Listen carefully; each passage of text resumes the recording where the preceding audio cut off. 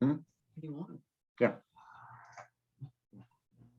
I'm muted now. Okay. Wait, no, mute.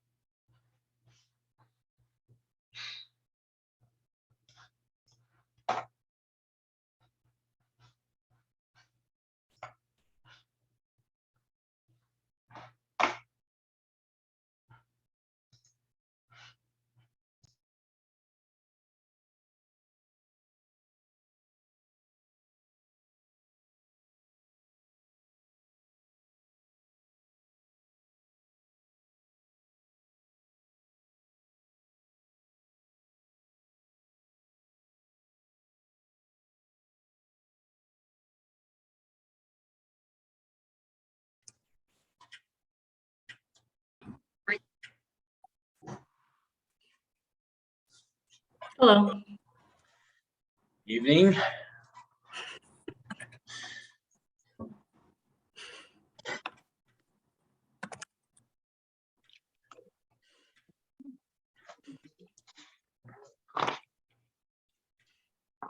Phil, you seemed to be muted earlier when you were testing. Were you talking to me, David? No, I was just directing that at Phil. Okay, I'm sorry. How are you doing, Lee? I'm doing fine. Good. Bob? Good day, sir. How are you, Bob? Doing all right. Good.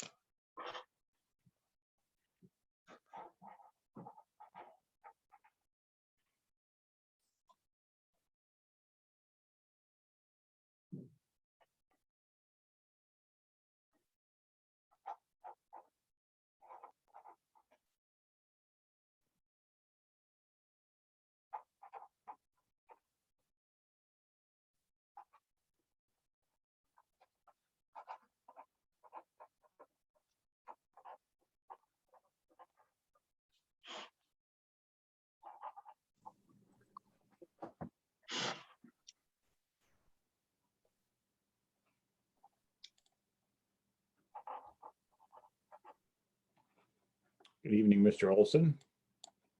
Good evening. Good evening. How are you? Good. Steve Smith with Spot Stevens and McCoy. Hi, Steve.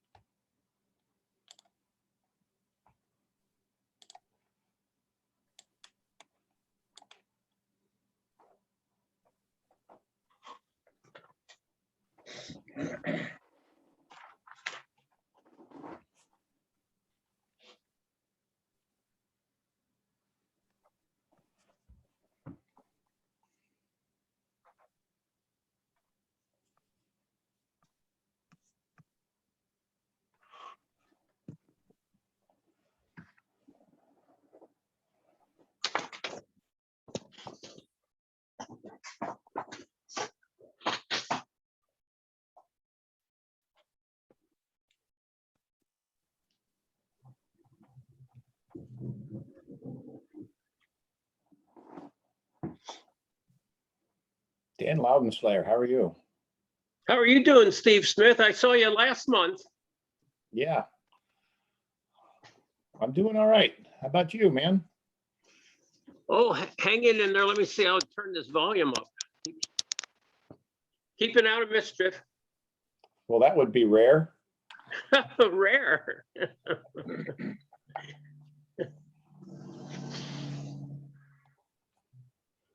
So, you still have the dog training place going down from Breezy Corners there? We do. We operate 7 days a week. We now have 16 employees, and I don't know which way is up anymore. Really? Yeah. Well, Yeah. that's good. That's my off time. Oh, you're off. You Well, still I- living up there at the house back that private road that you had bought years ago? Yep, still there. Been here 26 years now. Yeah. Well, that's good. I'm still the same place too. It's a nice place you have there. Yeah, yeah. Mom finally passed away. She made it to 102. Did she really? Yeah, That's from eating all that scrapple, you know? I guess so. Yeah, yeah. That kills anything that roams around in there. That's the deal. Especially if it's made right. That's right.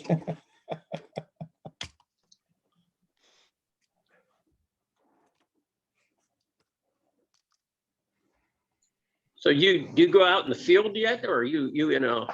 No, I've been pastured, you know? You're pastored. You're supervisory now, huh?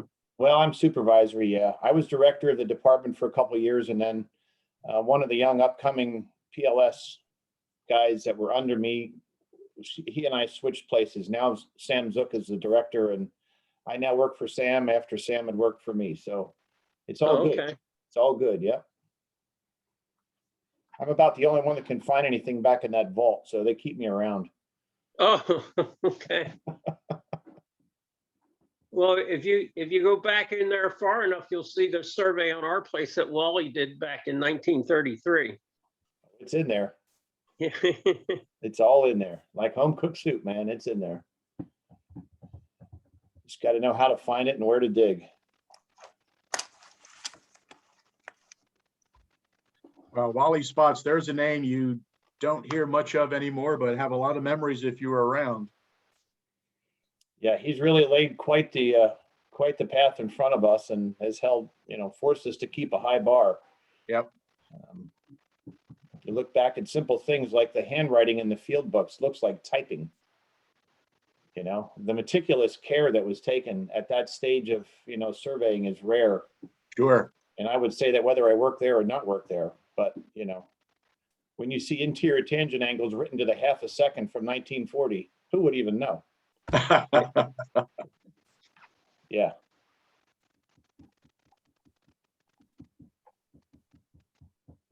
Yeah, they were probably doing it with a 30-second micrometer transit.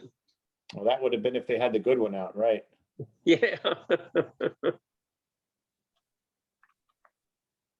I'm glad I learned on the dial theodolites because I don't know those micrometers. My eyes, I don't think I have ever good enough to see those fine lines. Yeah, knees and eyes, they're both no good after 40, I'll tell you. Well, I had my cataracts taken out at 40, so my eyes weren't too bad.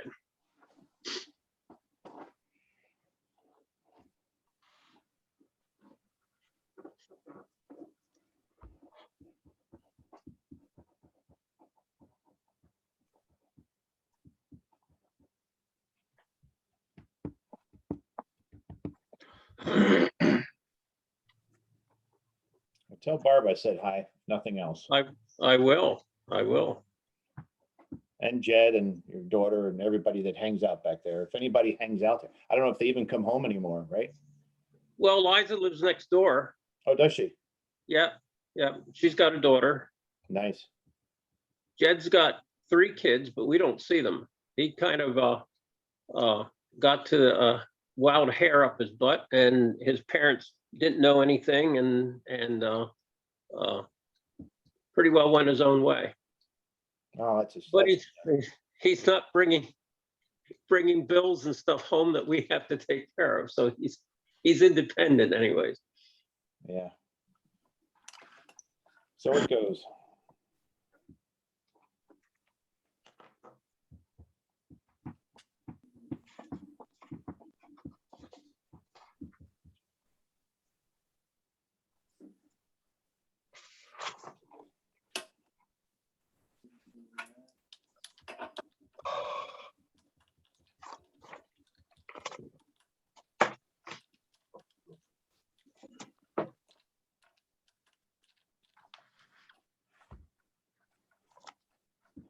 Naomi, have you heard any word from Wayne this evening?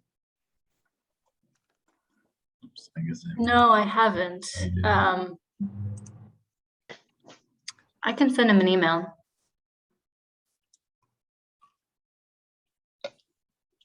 Thank you.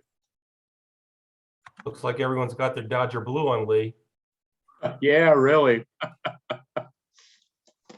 I still owe you from last year. Well, I never thought the 2 teams that are playing would be playing, but they are what they are, so. Yeah. Yeah. Is that the Brooklyn Dodgers? That's the last time I worried about Dodgers when they were in Brooklyn. Wow. My granddad was a Yankee fan, and he died in 1962.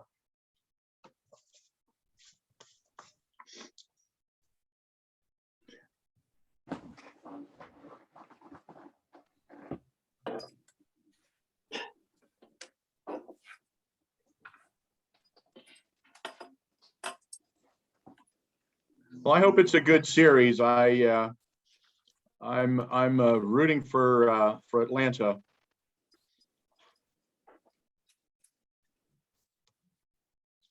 Yeah, me too.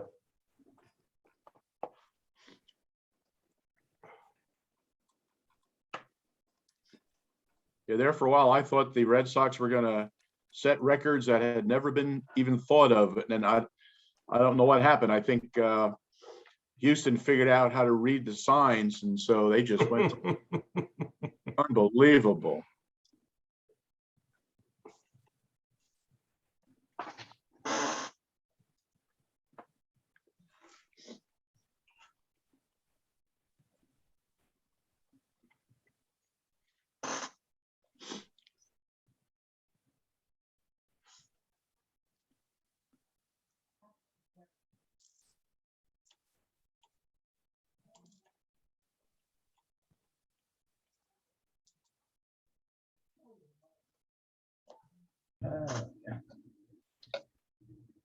Hello, sorry for my tardiness.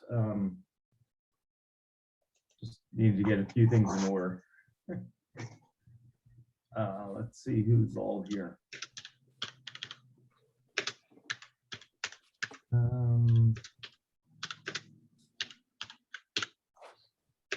Hello, Mr. Rabina. Thanks for joining us.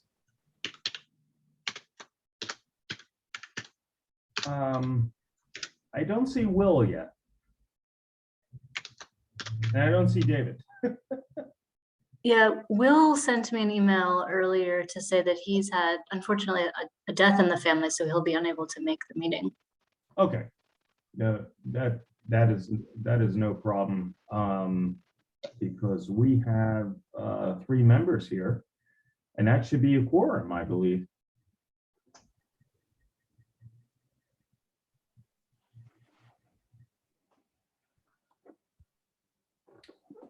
Is that correct, David? Yes, I'm just making sure, because we only have 5 members now, right? right? Yeah, okay. No, you're actually down to 4. down Well, to we're 4. down to 4, but we're Yep. supposed to have 5, so we still need 3 for a quorum. Yeah. Right. So, this is good. If Naomi and David are ready, I can call the meeting to order. Okay. Good on our end.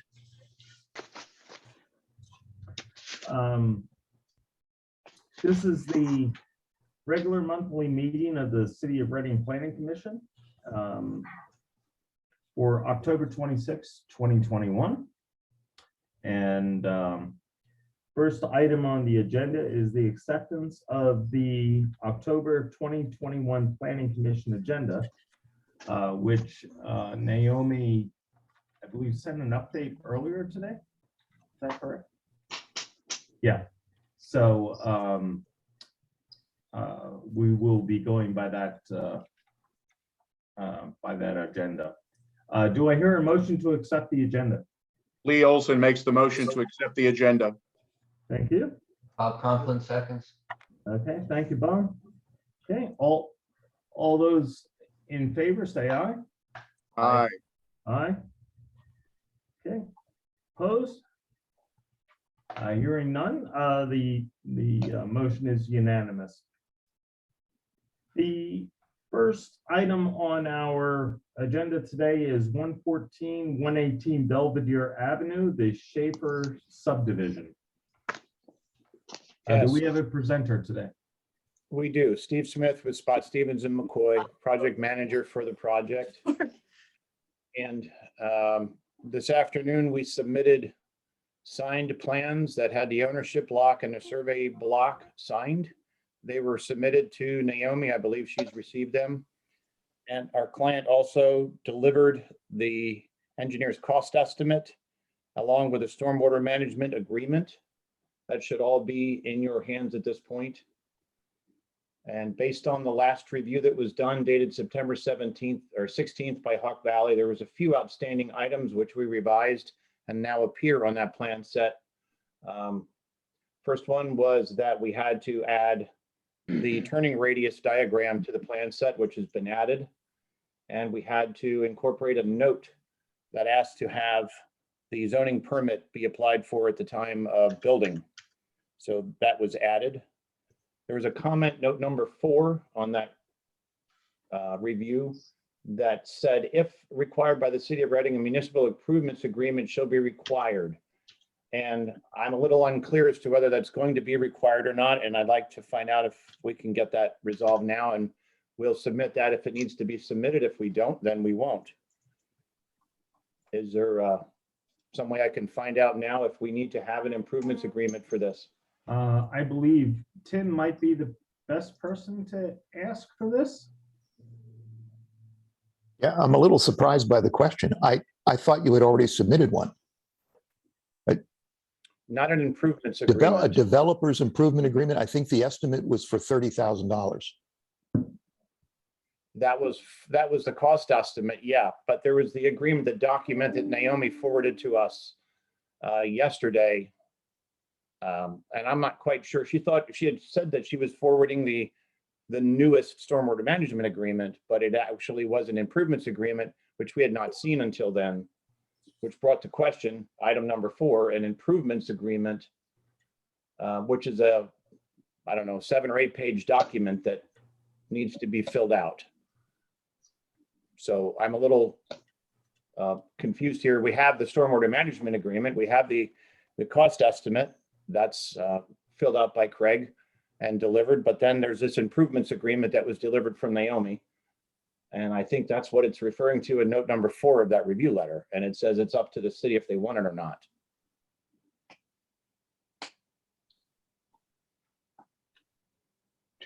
So my understanding was that a developer's improvement agreement is required. I had meant, in that email in particular, I had meant to send the updated stormwater management operations and maintenance agreement and accidentally sent the improvements agreement. So I apologize about that. But I thought problem, that no was why we had submitted the cost estimate, was for the improvements agreement. Yeah, that is correct. I'm looking Okay. at it right now, Steve, and it is the So they go engineer's together. construction cost estimate.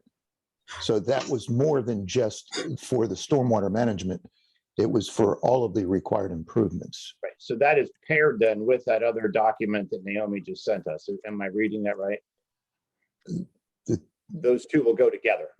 The developers, is that what you sent? Yeah. Yeah, correct. Okay. And Naomi, you had said that you could fill that out for us once we get the plan approved and fill on all the details that are on there and have it reviewed by your solicitor at that Yep. point. I'm happy to do that, yes.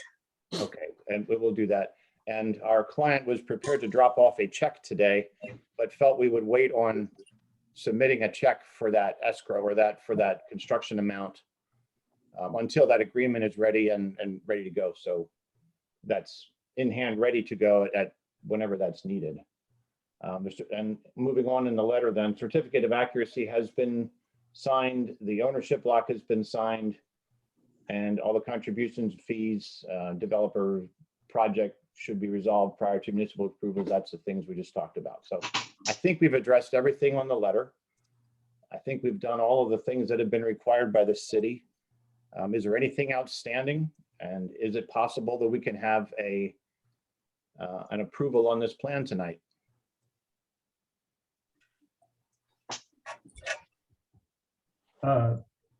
Seeing that the numbers have been submitted and Tim has seen them, and that you were ready to submit the escrow. I believe this is for the 10-year review. Now she also already submitted today a $1,500 check to be cashed and held in reserve for 10 years for the inspections. That's separate. Okay. Rather than putting up a line of credit, she elected to actually have a check in hand, which sort of puzzled me, but Well, actually, for that, she does need a check for the deposit, for the stormwater management inspection fees. That has to be a deposit. The other one is for the improvement agreement. That's just like a bond. That's just an insurance policy that right. those items get installed the way they're planned to be installed. And she did deliver the check today for $1,500, $500 per lot. That was delivered in hand today. But she was also prepared to deliver a check rather than a line of credit or bond of some nature, which we'll just clarify with her that there's no need to hand in a check for $29,000 for that. When I talked to her, Steve, she was having a hard time getting a letter of credit. So it may be a check. Oh. We have seen those. I mean, it's not Okay. unheard of. It's rare, but Okay. that's one way to do it. Okay, so that's all in the pipeline. She was ready to deliver today, but we said, let's wait till that improvements agreement is completed by Naomi and make sure that the numbers all line up, everything is right, and make the check for the exact amount. Make sure it's all correct so we don't have anything out of order there. So I think we have everything lined up. And just to add to that, we did give our finance department a heads up that we would be able to accept those funds to be held in escrow rather than as a letter of credit if necessary. So that will be fine if that's the way that she wishes to proceed. Okay. And at this point, I will not bring it up with her again. We're done. Okay. I believe that the staff is in agreement that this plan is far enough along that we can give a conditional approval on this. Correct. From our perspective, yes. I would agree. The condition would be that improvements agreement completed by your staff, reviewed by solicitor, and then deposit of the check. Is that correct? I believe that's everything. If Naomi, Jerome, and David agree. We would just have the standard language that we would want to review that final submission that was just dropped off today to ensure that all issues have been resolved and Yeah. in accordance with the last review letter. Yeah, just to make Understood. sure, Yeah. you know, all our i's are dotted and t's are crossed. Understood, understood, and agreed. Very good. Okay. So in this case, do I hear a motion to conditionally approve 114 through 118 Belvedere Avenue, the Shaper subdivision, conditional upon receipt of a check for the escrow as discussed, the developer's improvement agreement, and conditional to the review of staff of the final submission. Mr. Chairman, this is Lee Olson. I move that conditional approval as per your description be accepted. Thank you. And do I hear a second? I'll second Bob Conklin. Okay, thank you, Bob. Very good. And as such,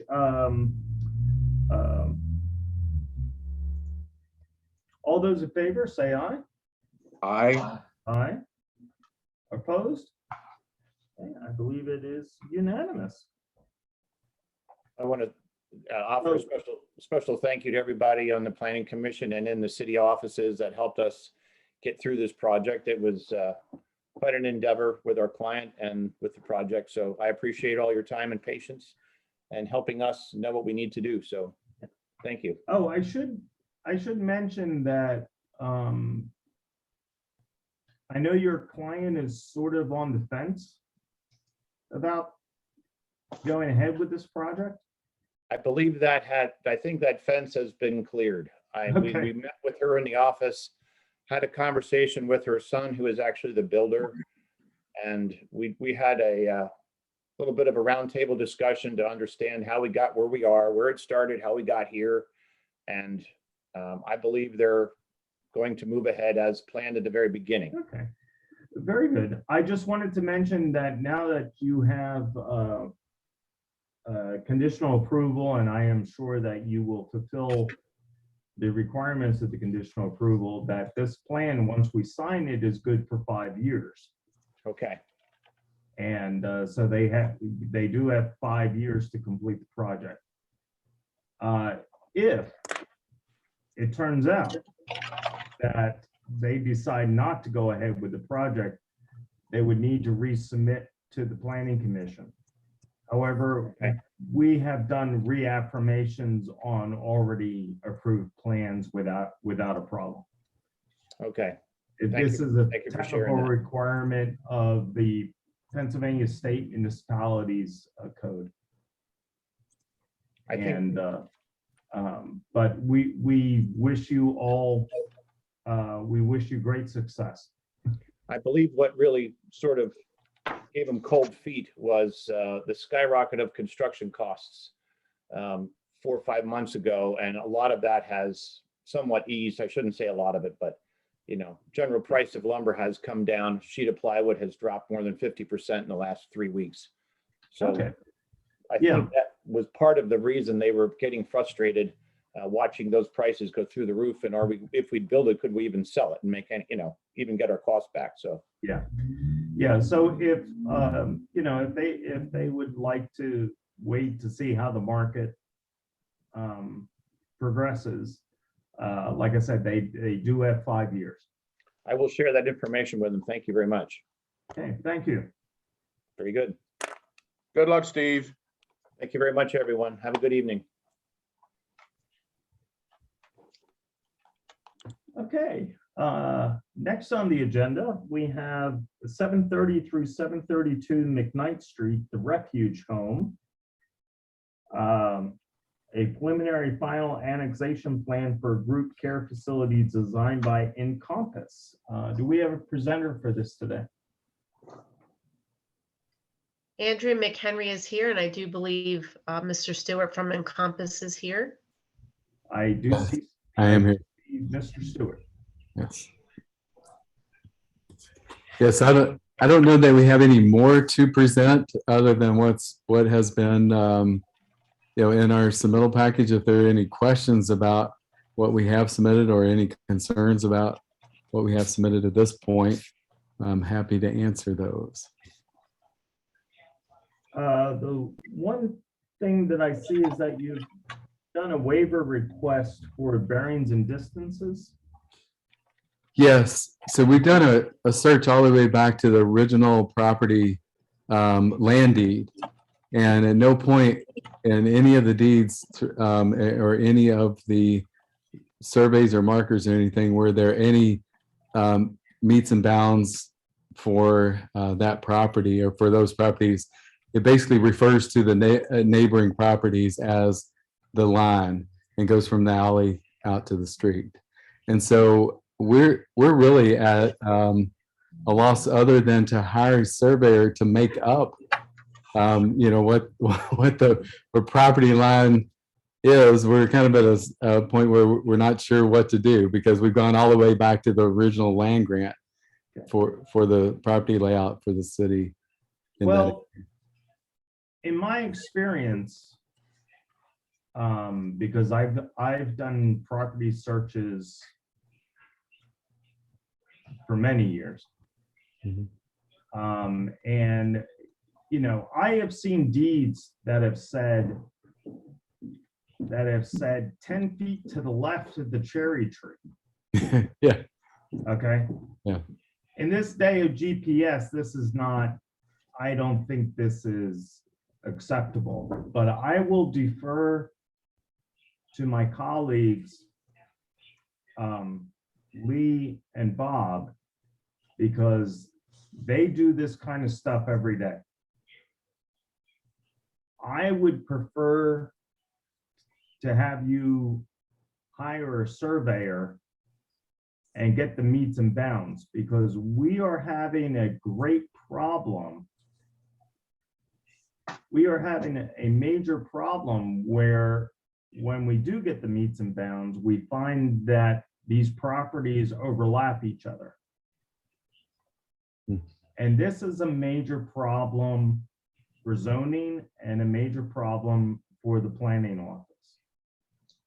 But I will defer to Lee and Bob if they have any comments.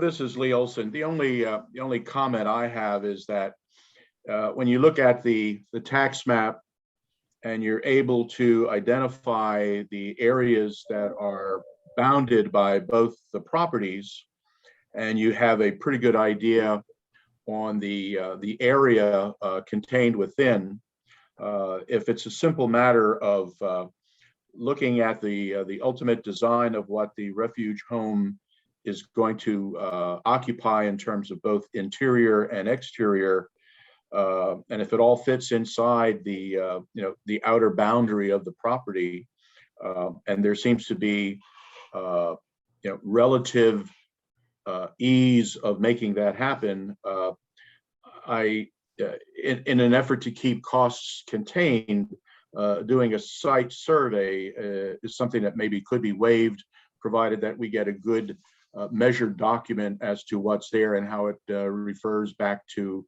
the tax map, which is always what we go to see what the actual meets and bounds are of a property. Bob, I don't know what experience you've had lately, but maybe if you'd like to comment, I'd certainly like some feedback from you. Right. Just to confirm, this is an existing structure, two structures that are going to be used? That's correct. And we did put the boundary dimensions on the plan that we wrote. So I would think that, the tax maps would be sufficient in that, since we're not actually doing any building and we don't need to locate new footers and foundations. Exactly. Yeah, I would support that. The fact that it is existing, we're not doing any alterations to existing foundations or adding anything to the buildings. They're basically being renovated and repurposed as they are. I think that that would, in my opinion, eliminate the need for the expense of a survey.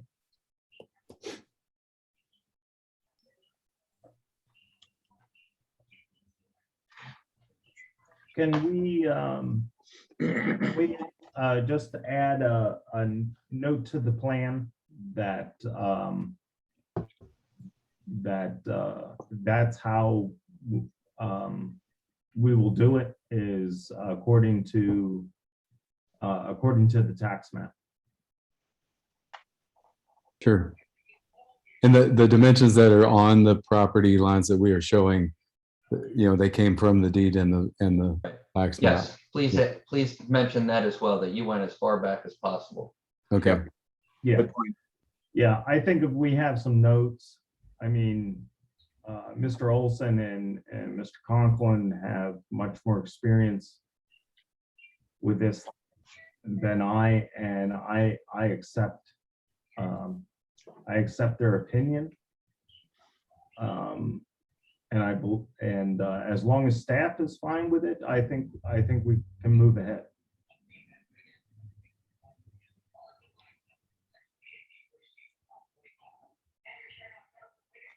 Okay, let's move on. Yeah, and as far as, there was a question about the administration of this and ease of administration from our office's standpoint, as once again, as long as the tax map references are there, there's no issue on the zoning end of it. Yeah, Public Works has no concern too, because this is, although it's a subdivision, it's really an annexation.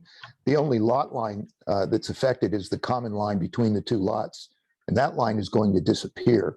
So the fact that it's eliminated really makes it a moot point. So it's not a problem with Public Works. Good point, Tim. Good point. Okay, call for the question. Very good. Then I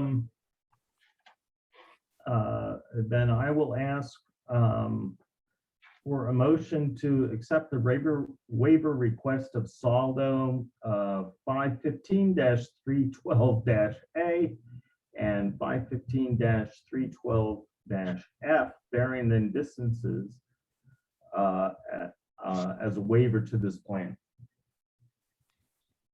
This is Lee Olson. I will approve and make a motion that we accept that waiver request. Okay, and a second? I will go ahead and accept and second that. Okay, all those in favor say aye. Aye. Aye. Okay, and opposed? Okay, very good. Okay. Does the applicant have any more comments? I do not. Thank you so much. Okay. I also see that there is an extension that has been submitted. But I failed to write down what date the extension is until. Naomi did have me fill out an extension today. We are waiting for conditional use approval by City Council, which will come in on November 8th. The extension request that we got was for until the December meeting, which is December 28th. Very good. Okay. And I think that will work. Just to let the applicants know, the Planning Commission does not make any motion on a plan until council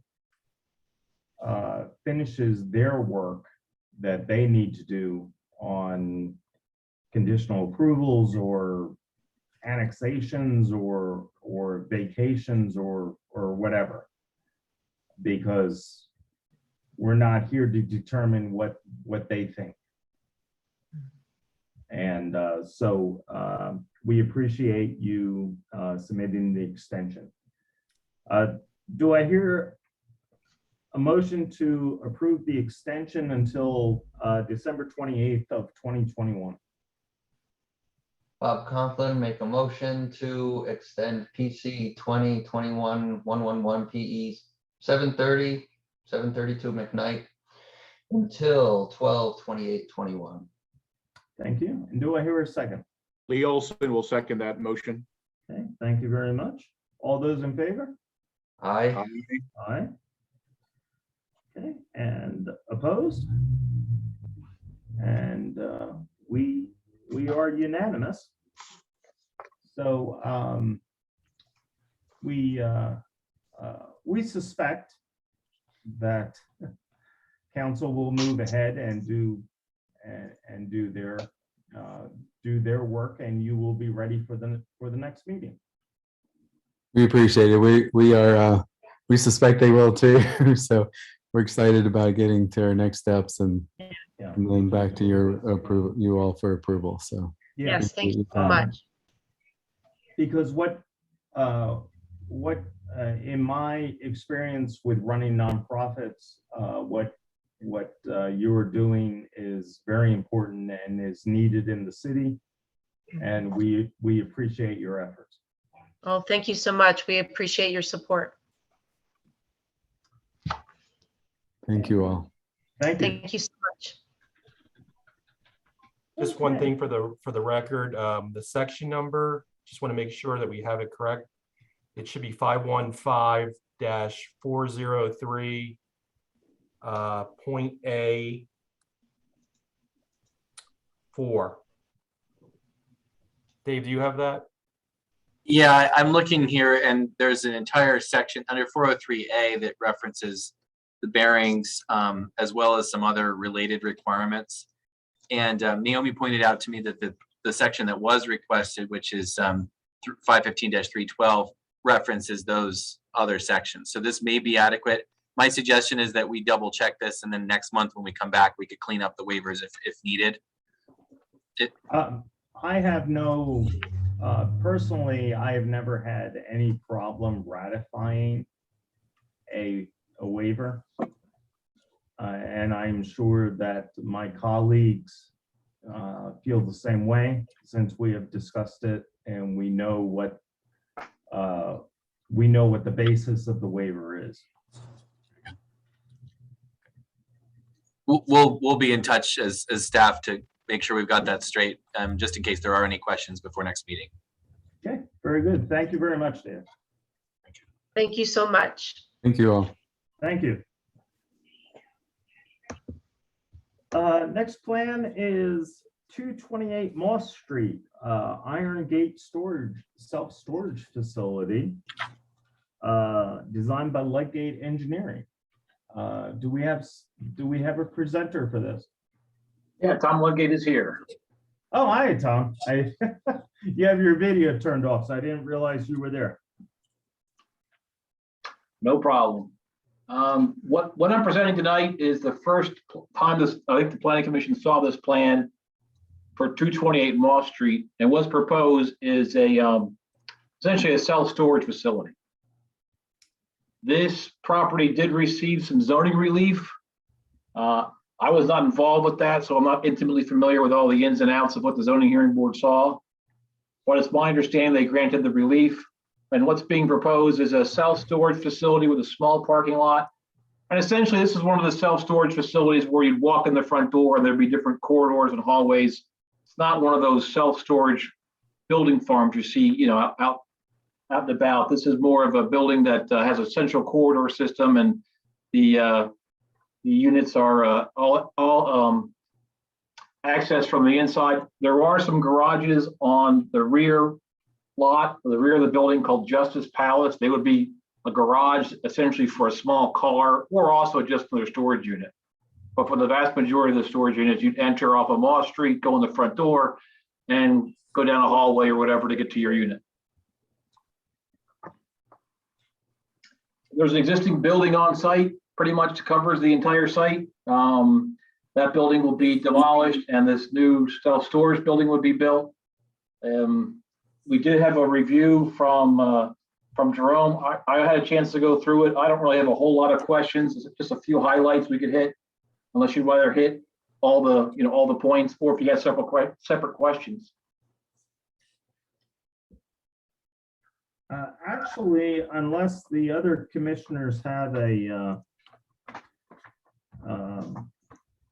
something specific. Have you submitted this to the County Planning Commission? Yes, Okay, we just haven't heard back yet. okay, we haven't heard back yet. Okay, very good. So you understand we need to table the plan.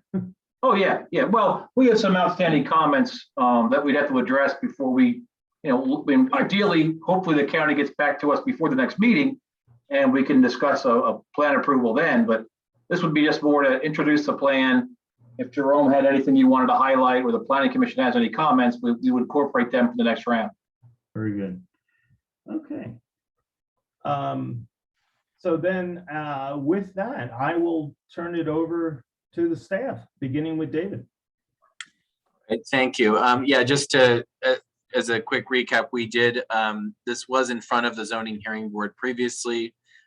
Relief for the use was required and they did receive that relief, but conditioned upon obviously the successful completion of this land development process. As far as the review letter from Hawk Valley Associates, I asked Jerome if there's any highlights that he would like to go over. Otherwise, I mean, we don't need to go through it point by point. I don't think. I think we're all on the same page. But Jerome, were there any items that you wanted to bring up specifically?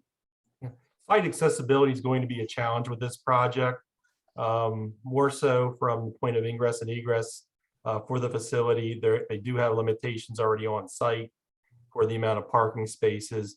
It's our understanding that it's going to be more of a neighborhood type of self-storage area. So maybe the vehicles are not as problematic as we had indicated in our review. But we just want to make sure that we're not removing or eliminating parking spaces along Moss Street in order to accommodate trucks that are going to be coming in and out, nor do we want to see anyone attempt to just park on Moss Street, and then which would create it being blocked. So we'll work with the applicant on that. We've also addressed the stormwater management issues that may be relevant to the site. There is limitations that they have for landscaping and lighting, but we did reference what we feel that is perhaps compliable. And finally, the provisions that would relate to sanitary sewer, we would need to go through that with Public Works to see what would be required for this site, given the past sewage flows versus the proposed sewage flows. So we would need to go through those. I think maybe a Zoom meeting might be in order as we move forward with the applicant, and we can go through it line item by line item. Yeah, I would agree with that, which Jerome highlighted there. This is intended to be a neighborhood use, not necessarily drawing people in from 10 miles away, need to park their car. The people who would use this are people who would live in the immediate area. That's why it's got limited parking. It's only got 4 parking spaces, though it's also common for these self-storage, even for the many buildings you see, to have 1 space for every 100 units or 60 units or so. But I think this even needs less parking because this is not going to draw from a very big radius. I did talk to the architect and the owner about landscaping. Not a whole lot you can do, but they understand your point, Jerome. So they'll present some facade and some building material interests that might be helpful in lieu of landscaping. You're not going to see a sea of green out there, no matter how you slice it. And we will work with you guys on parking along Moss Street. And I don't think we're taking a whole lot away. It's just that I understand your point. You don't want to have trucks double parked out there eating up Moss Street.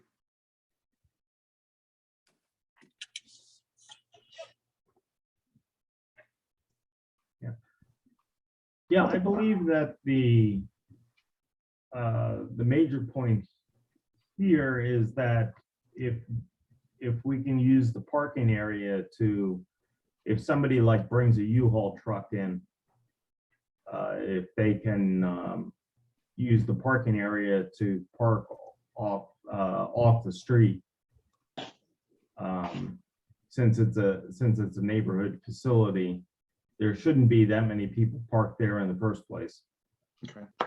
And So, but, you know, I will let this up to the professionals to review this.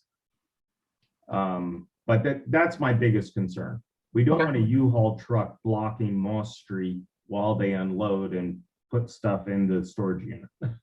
Understood. Do you have anything, Tim? Yeah, just a few questions. I haven't had a chance to really dive into it because now we have our consultant that's doing the engineering review, but a couple of questions. Tom, is the existing building going to be demolished and a new building replacing it? Yes. Yeah, that's what I thought. So have you submitted a stormwater management plan? Are you preparing infiltration, or what's the intent there? We have submitted a stormwater management plan. We haven't performed any infiltration testing because there's a building today. And, you know, we really have nowhere to test. But we have submitted a stormwater management plan. Tim, I guess who's the consultant now for that, for you guys? It is still Hawk Valley, but now the city has hired them with an enhanced team. And Okay, maybe, yeah, I don't want to steal Dave's thunder here because it was his effort that got that done. So Hawk Valley will now be doing not only what they had been doing in the past, but they'll be doing engineering and taking a lot of that burden from me, which is a welcome refreshment for my schedule. But I will still be involved. I will still be asking questions and following up on the things. So just my comments is, you know, that for stormwater, yeah, we will be looking for some kind of infiltration report with infiltration testing as well as you can get it done. I realize that this site is an existing site. That's not going to be easy to do. We can work on that together. Yep.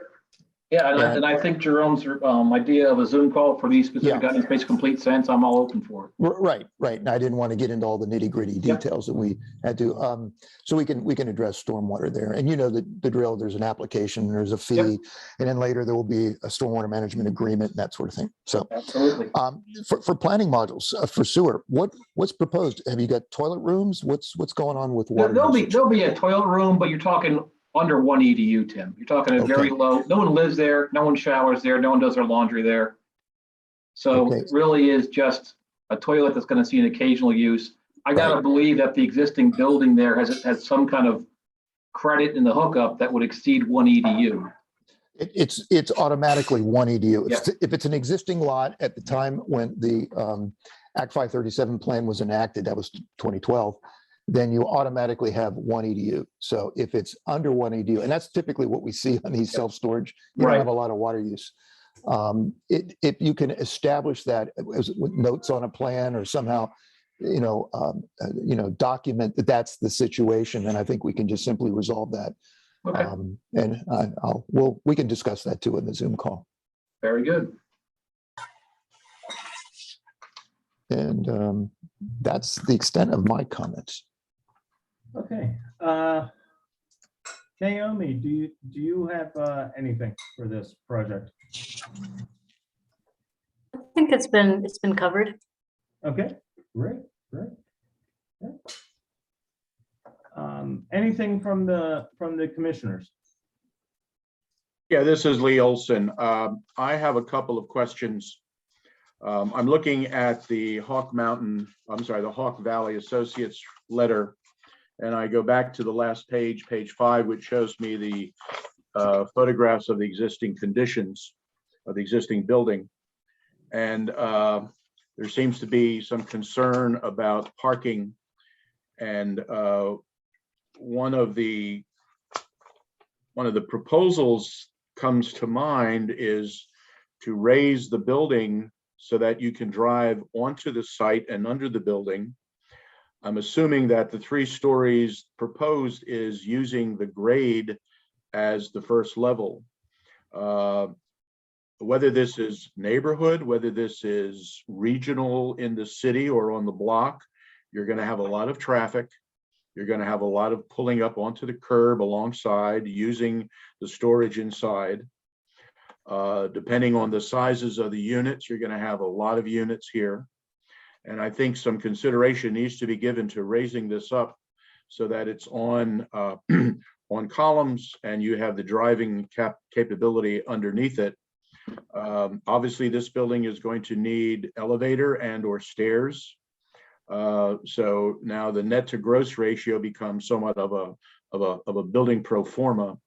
And I do think in one of the items that Jerome put in his letter, item 6 on page 2, we need to see, renderings or some proposed elevation study of what this is supposed to look like.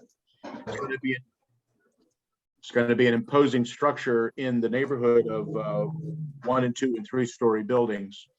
And obviously, these buildings do not necessarily need light, natural light coming in. So this becomes a design challenge as to how it knits into the neighborhood and becomes a part of it.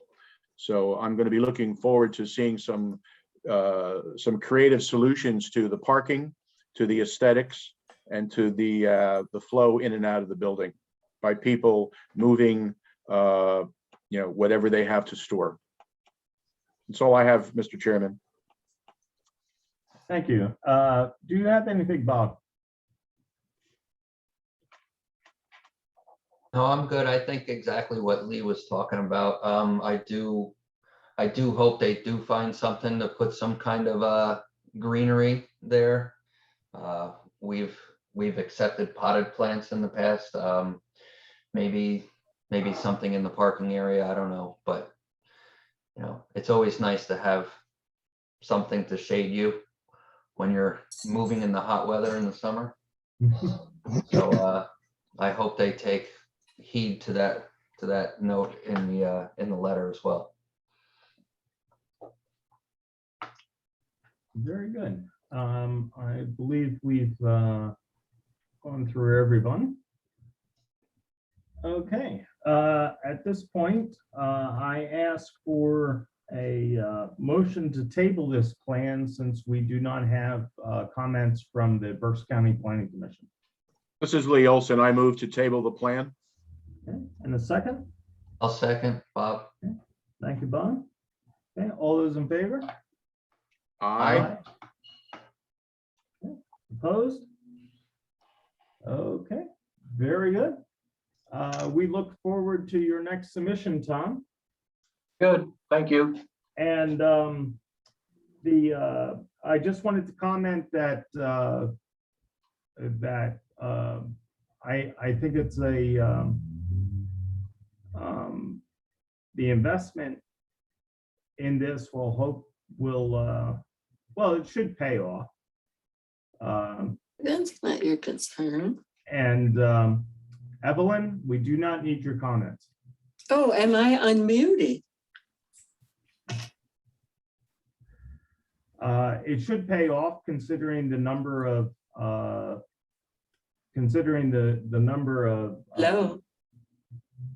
the number of self-storage units that have been installed in the city, especially by U-Haul, since they bought the old package.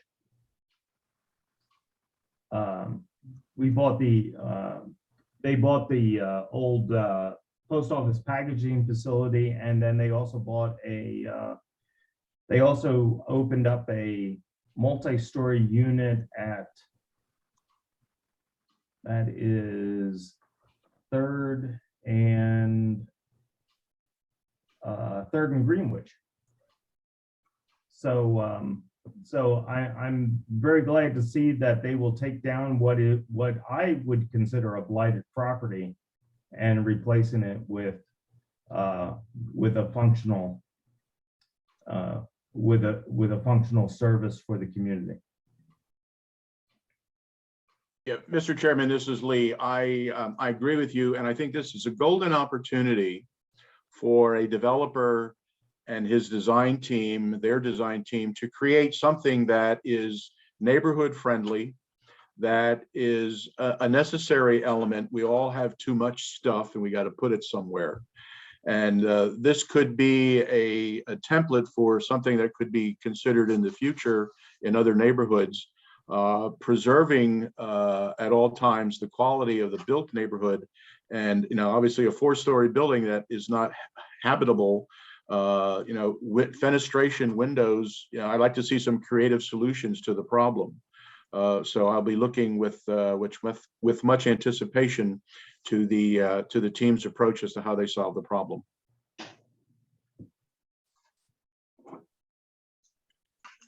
Very good. Thank you, everyone.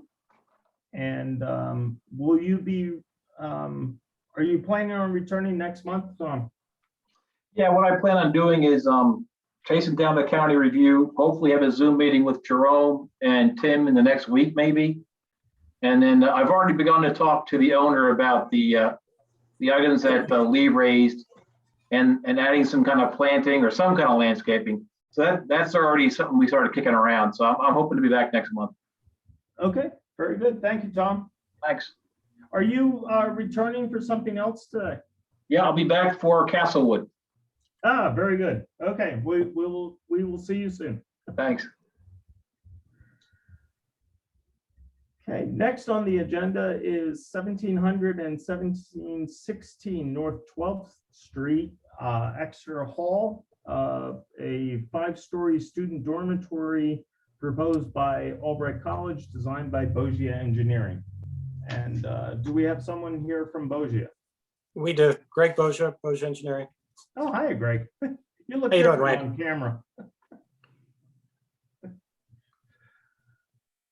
camera. Is there anyone else with you from Albright? No, there's not. Of course there isn't. Okay.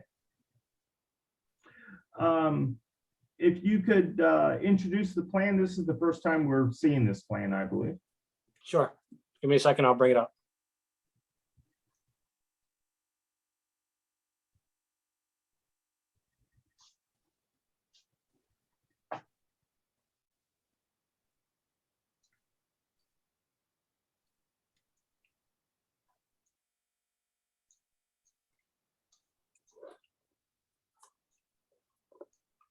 Can everybody see my screen? Yes, sir. Yes. Okay, great. At the top of the sheet, we have Burn Street. At the bottom of the sheet, we have Exeter Street. And then to the right side, we have North 12th Street. And the Albright Stadium is immediately there along 12th Street. It's in that adjacent block. So we have a 5-story dormitory building. Wayne, it's fairly similar in nature for what we had previously built up at Rockland, the Rockland dorms. I think there'll be a little bit different colors and things like that to better match the stadium. I believe you'll probably see that in our next submission as we submit to the Planning Commission. So we have the approximately 350 students to be at that location.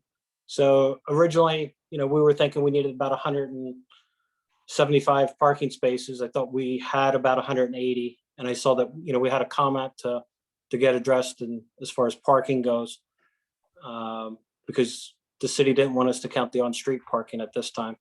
So we'll probably go ahead and revise the site plan just a little bit to address that need. We also obviously received some other comments, a couple in zoning that we can discuss tonight. Overall, I think it's a great plan for the campus. I know I was tasked with trying to get it designed and approved by January for them to break ground, since they're on their schedule for opening up dorms on time for the students. Would you like any other plans shown in the cover sheet, Mr. Chairman? No. My basic question here is, why isn't this being built on North 13th Street on the old David Cross lot? I don't know the answer. What I was asked to do was to put it at this location. Okay. But And the second question is that the parking there at Burn and 12th Street, are you going to rip up the existing parking lot and put in a new parking lot? there's an existing basketball court there at that location. So it has lights and the basketball facilities themselves. So the basketball facilities would be removed. The existing lights would be removed. After we looked at it, I think we'll be intending for that darker shading really to be like about a 2-inch overlay over top of the existing courts. And then the lighter gray would all be the new proposed paving. Okay, so my question then is that the previous plan for this has already approved that as a parking lot to be used as both basketball courts and a parking lot. I was asked to put together this plan where it was strictly a parking lot. Okay, I would suggest looking at the previous development plan for this and seeing if you actually need to do that. Because it's already approved as a parking lot. Okay, we can take a look at it. We approved it as a dual use for both basketball courts and overflow parking for the stadium.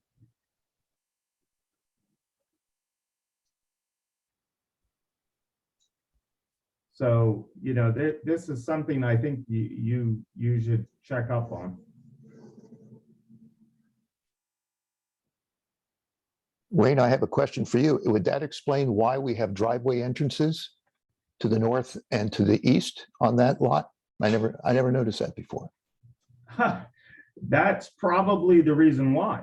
Yeah. Because like I said, when we approved that, I believe Deb was our public works person who worked with us. Do you know about what year it was approved, Wayne, if we start researching that? Yeah, I can send you an email, Tom. I would have to look. This is Greg. Greg, sorry. Yep. Sorry, Greg. I understand. You see lots of people. It's before Aristides did the plan for the practice field where the building is proposed. So it must be around 6 years ago. Okay.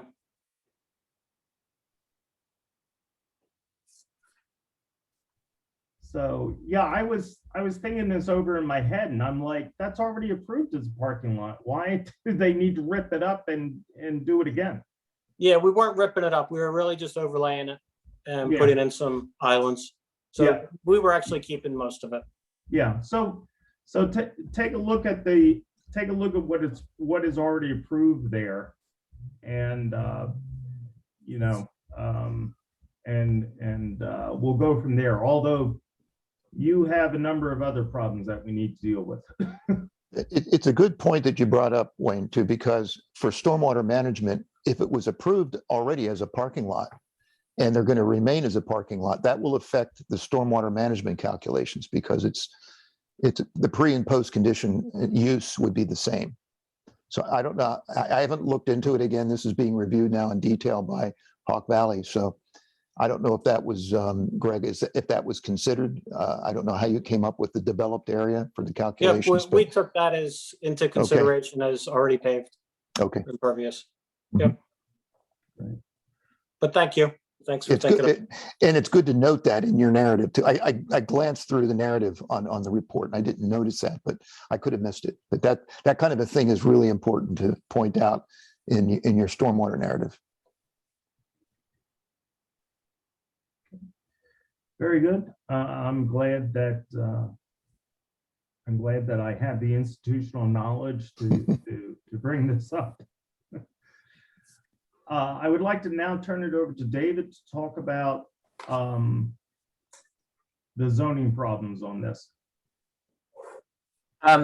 Thank you. I wanted to just ask, as a starting point, a question about whether you have a bed count at this point or proposed bed count for the dormitories.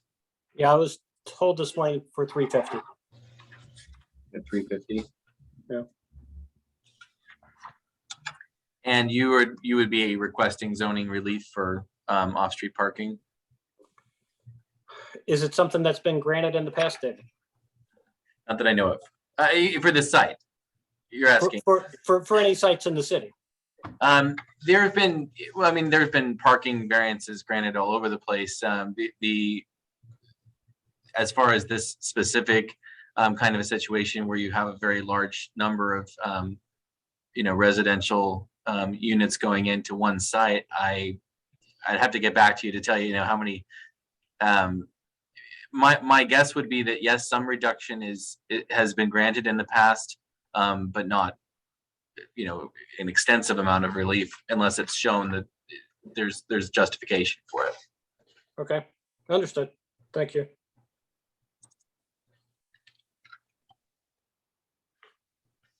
The other comments with regard to zoning, I'll just touch on, and then I'll let Jerome talk about it a little bit more, since those are also addressed in his review letter. But just, generally speaking, we're dealing with two different parcels that are in two different underlying zoning districts. One is in the R3 and the other's in the MC.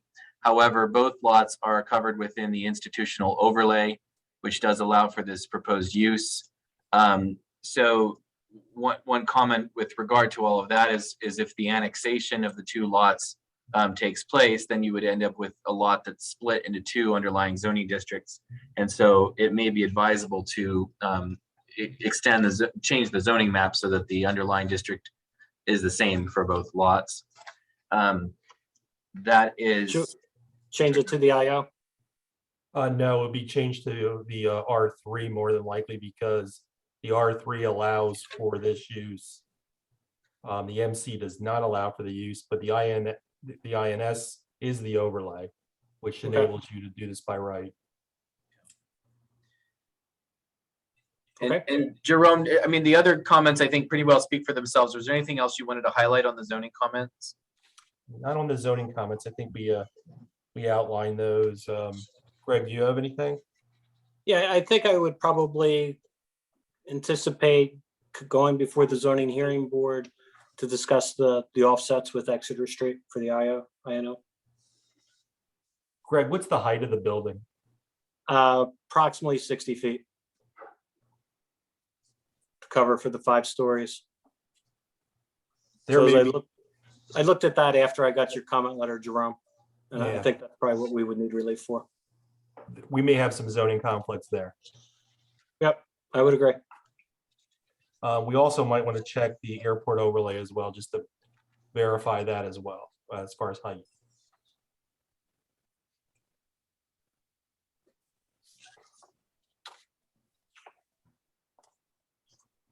Okay. Dave, did you have anything on zoning other than that? No, you covered even the airport. Yeah, that was going to be. Yeah, I think so. I'm sorry. No, you're good. No, that's great. I'll take it. Okay. There was a comment in your letter about the setbacks. Did you want to elaborate at all on that? Yeah, that's something that Greg and I were just discussing just really quickly. But when you increase the height of the building, which is permissible in the INS district or the overlay, Yep. you need to increase the setbacks. And Okay. I'll just make a comment on that. When we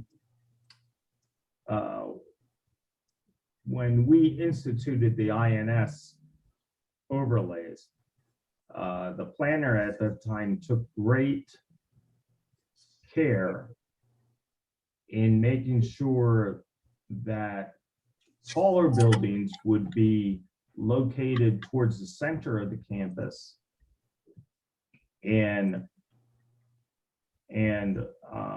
buildings not quite so tall that would be adjacent to residential areas. These buildings would not overshadow them, and that's the reason for the setbacks and for the height restrictions and all of those details.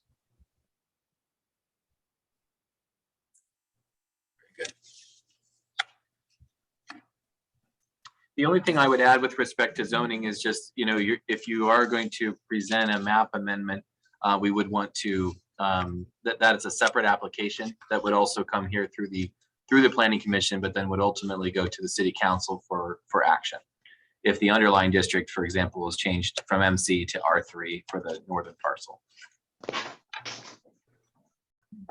And just as a quick check for me, David, all of your comments were covered under the Hawk Valley Associates letter?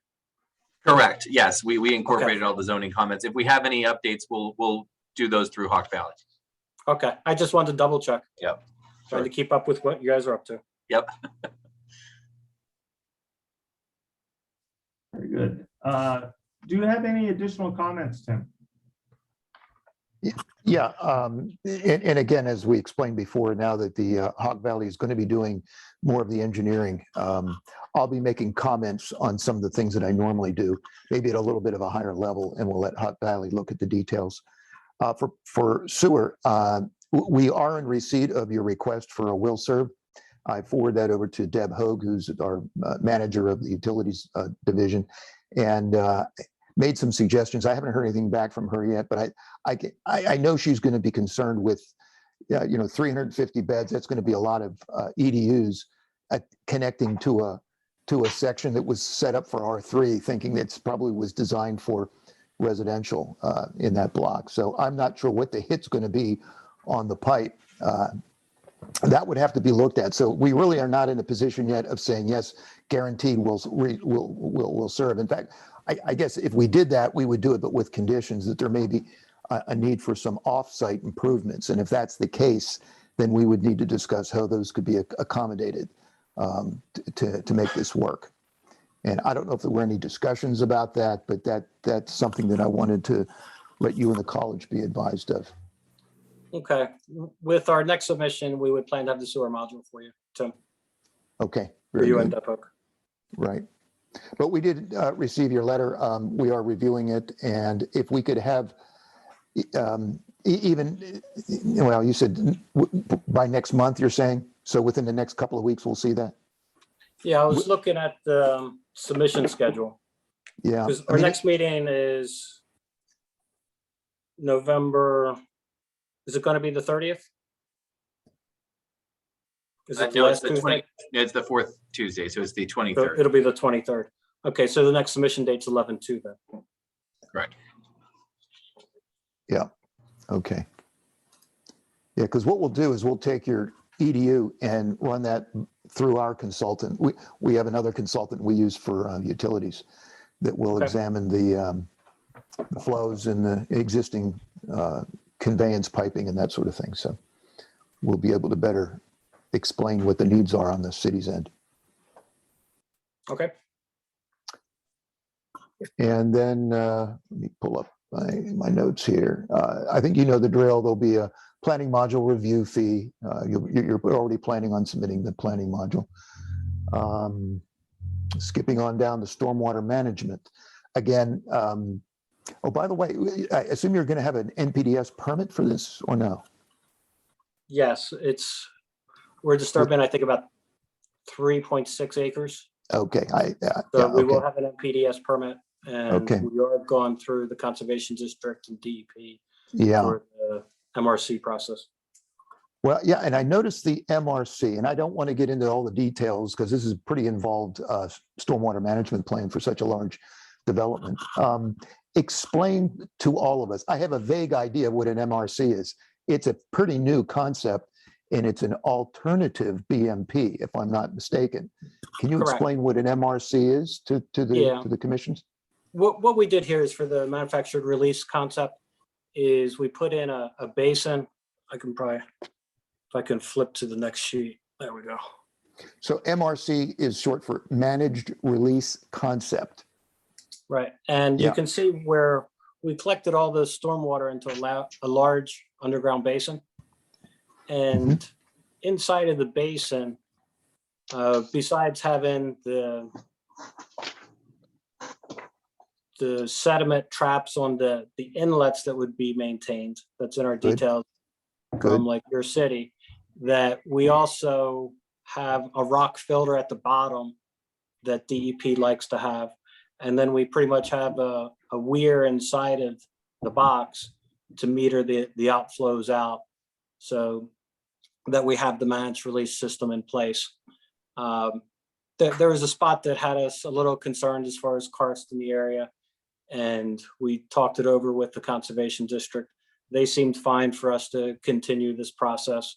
And we have our MPDS actually in with them at this time Right. for their review as well. And then that's another good point to put in your narrative, because it wasn't clear to me as to why you were going with an MRC, because it is an alternative. So you have to have a justification for it. Normally, the city would be looking at infiltration, but now I'm hearing karst and concerns of karst. And if you could elaborate on that and specifically tell us why, because our ordinance requires infiltration. I know with your NPDS and your DEP, you have a wider bandwidth of choices of what you can use than you can with the city. So if you're going with the MRC, we would need to know specifically what you saw there. Okay. Did you do a soils report? Did you do it? There was a soils report, and we did have an issue showed up with something that was active to the left side of the building, the parking lot area there, not far from like I-22 in that kind of range. So I think like you guys are pretty well aware when we've done projects of this size, we try to come up with a system that will work, and we try to strive to protect the buildings and health and safety of people as well, because I'm not looking for a building collapse or parking lot collapses like what we've seen at like Giant in Muhlenberg or Lowe's in Exeter when they come up with different types of systems. So even like the system that we're proposing to detain, it's going to be locked tight, and we're going to go through with the manufacturer's process to make sure that containment system is going to be watertight throughout, because we really, as a group and as a engineering community, we can't afford to have that kind of calamity next to our buildings. So MRC, in the sense that you're applying this, does not involve basically potholes, which I've seen pictures of other MRCs, which are basically, it looks like sealed rain gardens that do not infiltrate, they just evaporate. Those are the diagrams I've seen, and I have a lot of questions on the usefulness of something like that. It seems like that would be a good way to breed mosquitoes. Are you talking about anything that would be on the surface, an MRC that would be a surface, a depression? I see a lot of green shading. That's your, I think you're scoring points on that for amended soils. Is that right? We'll have the amended soils there. You can see over here on the legend where it's at the very bottom, proposed soil amendment. That's the amended soils. Right. And are any of these in depressions? How does that work? No, they're not in depressions. It was just to further score the points for the BMPs. Okay. Okay. So there won't be any evaporating. There will be no sumps, sealed sumps that just rely on evaporation. Correct. No. Okay. Very good. That's good to hear. We try to do our best with that stuff. Right. And it was one of the comments I thought was good. Provide a summary of development versus post-development for all of the POIs, point of interests, and that would be your various points where you're going to connect to our existing system. And I think that's a good comment, because we want to make sure we don't dump it all into one area that may be undersized for that kind of a runoff. Okay, understood. That's fine. We tried to justify that as we went. Yep. Okay, those are my basic comments for now. Okay, thanks, Tim. Very good. Naomi, have we missed anything? I guess I'll let Jerome speak if he has any other planning comments. We did get a review letter from the Berks County Planning Commission, and they had some good points. Oh, that's right. Yeah. Putting in bike racks and sidewalk connections and street plantings along North 12th and Exeter. Yeah, I think the sidewalk connections are important. Albright has a history of not wanting to put sidewalks in for whatever reason. I guess they figure they're going to save a few bucks, but what I don't understand is they've already spent probably $100,000 on this property to make it into a practice field, and they did nothing with it. So, I'm very, they consider me an alumnus, and it's like, I just cannot believe that I have to be dealing with this stuff all the time from them. Are there any comments from the commissioners? Yes, this is Lee Olson. I'm again looking at page 7 of Hawk Valley's report, and I'm looking at the site plan, and I'm looking at the institutional overlay district. And the red star indicates that this is probably the farthest west that the district allows. And this is taking institutional buildings and residential buildings farther and farther away from the heart of campus.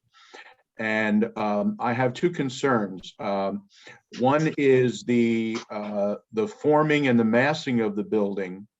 It is parallel and perpendicular to Exeter Street, and the majority of that wall is facing due south. And a 5-story building is going to cast a shadow of 55, 60 feet all day long onto the parking and the access in and out of the building. And I do hope that there is a stronger pedestrian walkable tie to the campus, so that the building doesn't suddenly become out in a barren section of the campus and being somewhat disjointed from the campus itself. So a lot of the campus planning is pretty critical. And from an orientation standpoint, I don't know. I know, Greg, you've done a lot of work in laying the building out on the site, and I'm quite interested in how the designers are going to integrate its architecture, as you said in the beginning, to the stadium. I'm more interested in how it's going to integrate the building so that it looks like a part of the campus, although it is somewhat bifurcated from the campus, away from the center of all the activity, which it has to be because of its location. So I'm looking at it from more of an aesthetic perspective, but also of weaving it into the fabric of the campus, because Albright is an urban campus. And it has always had difficulties in getting people around and in and out of the campus itself because of just its nature of where it's located. So I think it's an interesting project. I think this is a good sign that that Albright is increasing its on-site and on-campus housing, so that bodes well economically for them. So I would just like, my concerns to be turned at the architecture and the planning of the building and how it knits into the campus, as it also is on the border of the institutional zone. Okay, again, I look forward to providing you the renderings when the time comes. And I heard you loud and clear about the sidewalk connections. I can probably work a little bit better at that, at least on the North 12th Street side, and get a connection between the sidewalks. If I could, Mr. Chairman, I'd like to interject a comment here too. It's a good point. Right now, Greg, there is a mid-block crosswalk that was a point of contention during the last land development, which was this practice field that Wayne was talking about. Is it the college's intent to keep that mid-block crosswalk on North 12th? Are we talking about the crosswalk at that location now? Yeah. Yeah, I wasn't asked to remove anything, so I would expect that would be continued. And through about that point, probably on our next plan, you would probably see some new sidewalk, I believe, just probably from about that location to about the ramps there at 12th and Exeter on the site corner. Well, being a traffic engineer, and I expected you would be saying that because you've got to get all these students over to the campus to the east. And what path will they be taking? Will they be going just to the corners, to the main intersections, or will they be crossing somewhere in between, like we see at RAC, like we see at other places? And if there's going to be mid-blocks are something that the city does not encourage. In fact, they discourage, in most cases prohibit, unless there is ample justification. So if the college intends to do mid-block crosswalks, we will need to see, a well-justified and particular attention to the safety of the pedestrians in a mid-block. So we'll be looking for creative ideas if that's the case, and ample justification. So as opposed to me just thinking we would keep what was there, you're saying I need to justify it for the. Correct, because the city objected to it, but it was an existing use. So it was kind of like it'll continue, but on your own risk. Here we have a brand new large, this is much larger now than what was presented before, with, a lot of pedestrians every day going back and forth. So we need to see something that's going to be effective and safe for the pedestrians. Mr. Chairman, this is Lee Olson again. Greg, in your developing the site with the clients and the campus team, have you been privy to any long-range strategic planning in terms of fiscal plan, where the direction in 15 to 20 years of growth for Albright may be to the west, and maybe there could be some possibilities of locations of overhead pedestrian connectors to get people safely over 13th Street as campus grows? I don't know. I've not seen anything. So I just wanted to ask if you could see if there had been any master plan done in the last 5 to 7 years to see if there was any projected growth, because I understand their holdings are quite substantial land-wise to the west for logical reasons of growth in the future. Just throw it out there as a possibility. Yeah, I probably haven't been involved with every meeting that they would have, Lee. We have been involved with other meetings to try to further enhance traffic and crossings and pedestrian ramps, which I'll probably be working with Tim on in the near future. Good. But it really hasn't come out yet. We really just got things signed off to start that process. So well, you won't really see action on that for a little while, but it is things that are being worked at to promote safety through their campus. Yeah, because if you build it, they will come. And now you're going to have 350 people living here. They will have friends. There'll be visitation.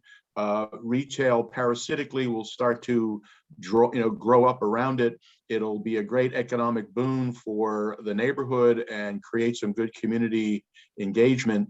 And I just think that we need to be long-range thinking as to how do we move those people to and from the campus and its parts and pieces safely, and making it inviting to do it the same.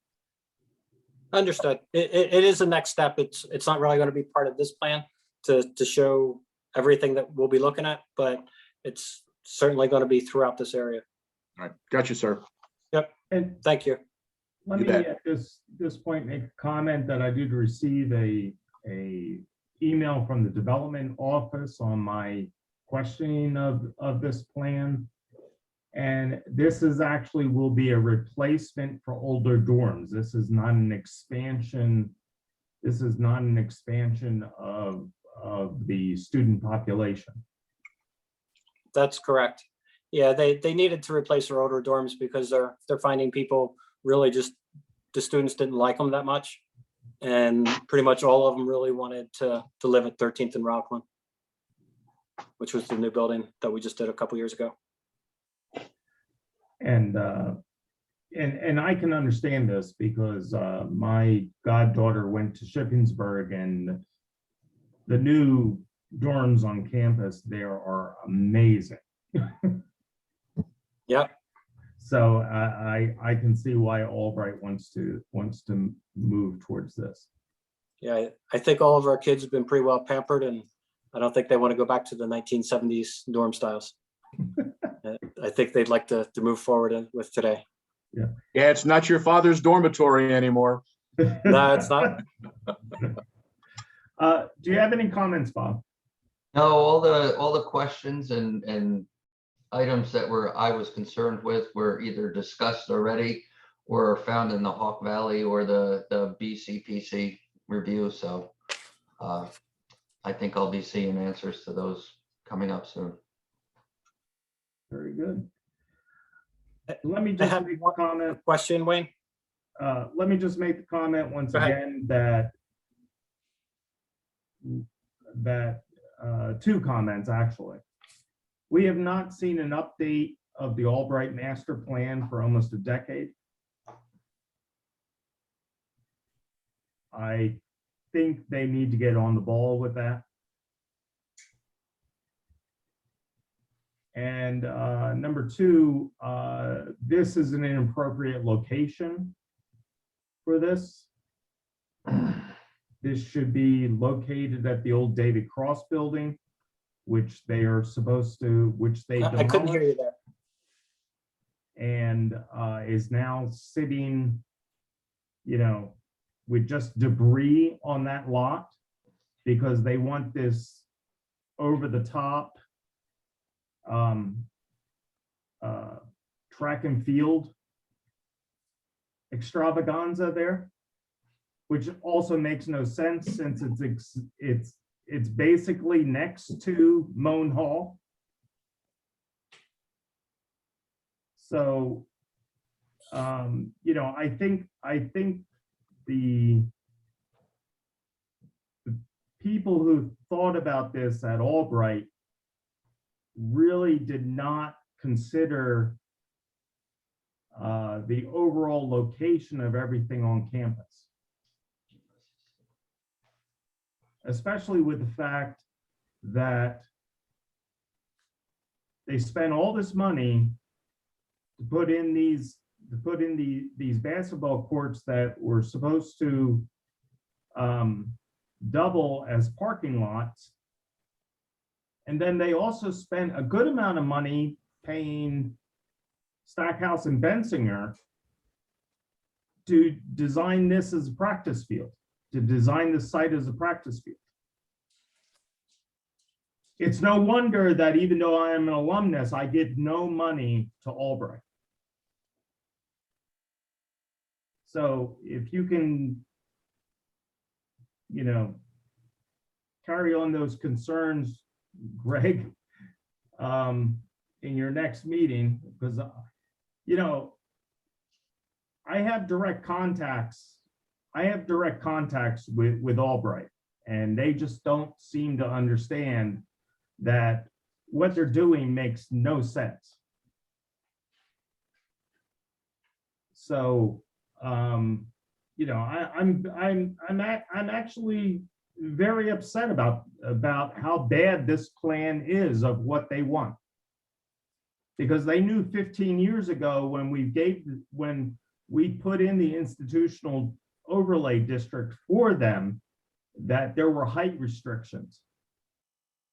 And yet this building does not meet the height restrictions of that institutional overlay district. So, I'm quite, this is another case where Albright thinks they can do whatever they want. And it upsets me to no end that they think they can do this.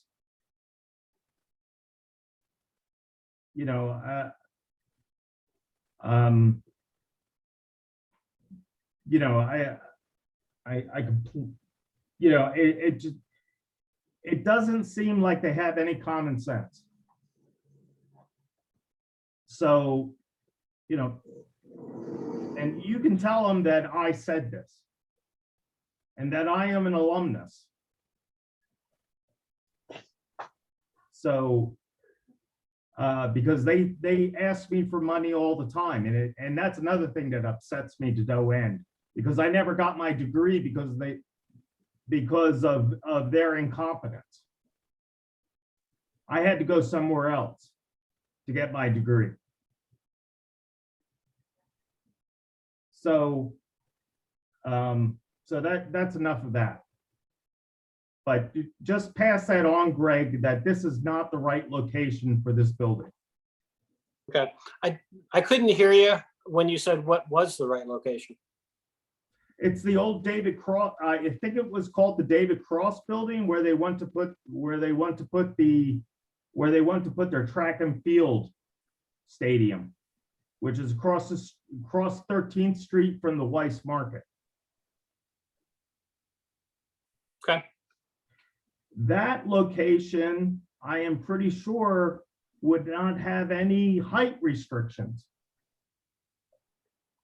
And on top of that, even if they were height restrictions, that lot's large enough that the setbacks wouldn't be a problem. And on top of that, everything on that side of 13th Street is already housing for Albright.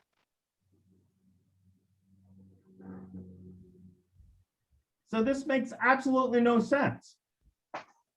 Just because they want to get rid of court, the old court dormitory, because that was built in the 1920s, doesn't mean that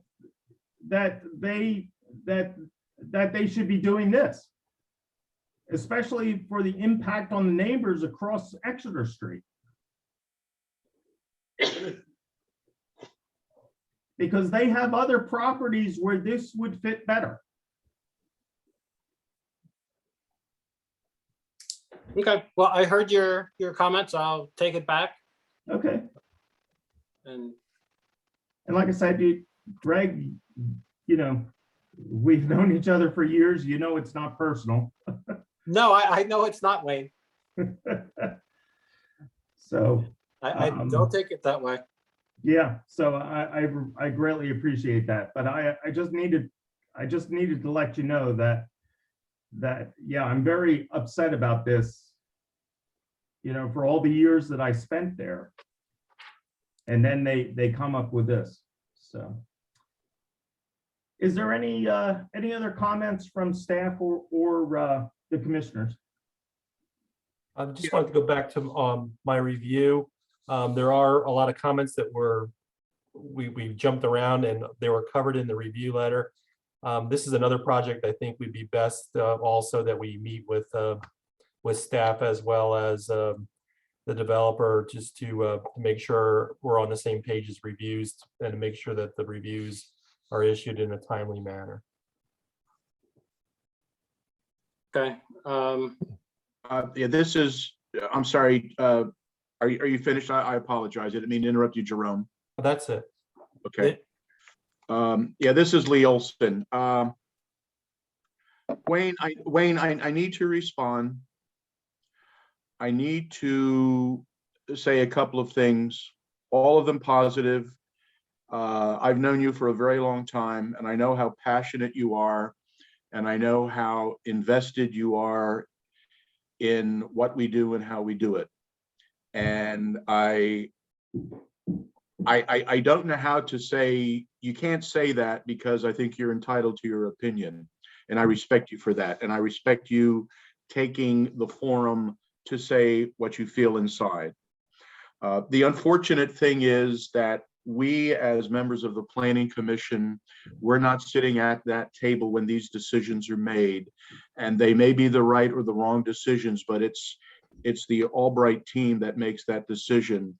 You see deeper than any of us can, and you see some of the faults, real or imagined, and I can't dispute, nor am I going to dispute that with you.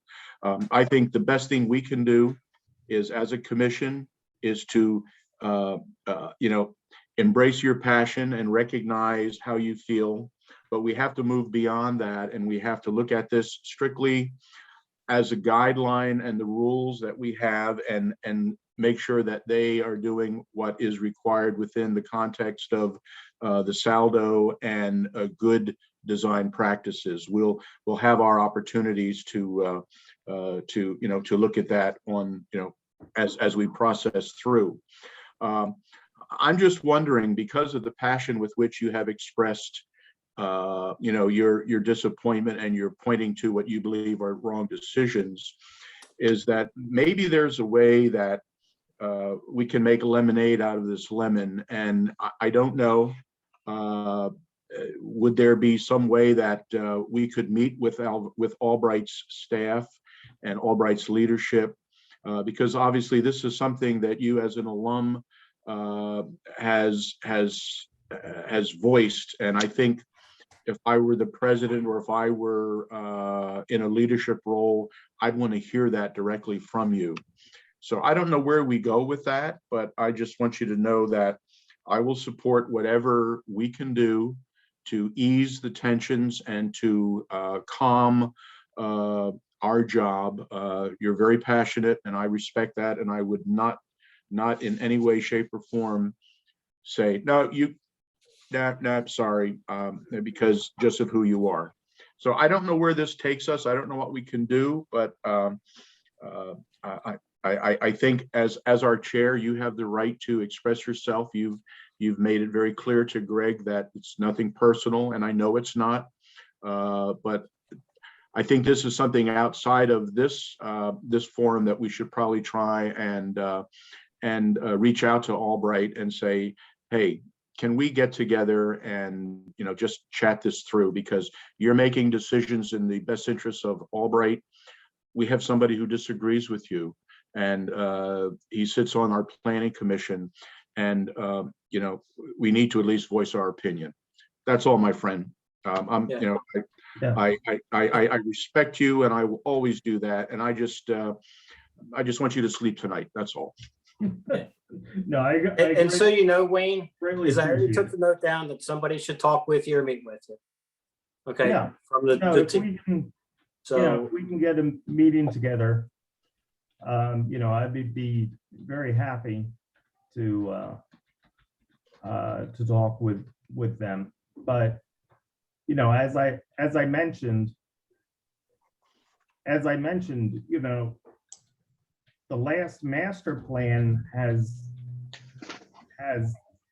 no consideration for more dormitories. Yet they built the one at Rockland and now they want this one. yeah. So what kind of planning was that? I think they saw a lot of inputs from their students about what was needed and how they should try to move forward. And with that, that's why these dormitories came about, was so that they could keep their student population at a reasonable level. Yeah, and I can really see that point. I mean, It just became a need for them that they identified, and it was a very strategic and clear need for them. Yeah.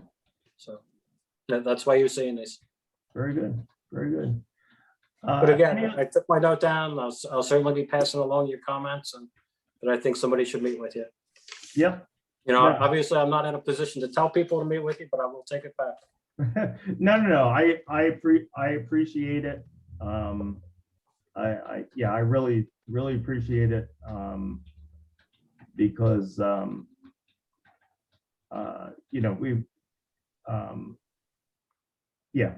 there's just been a history, and this sort of exacerbates that.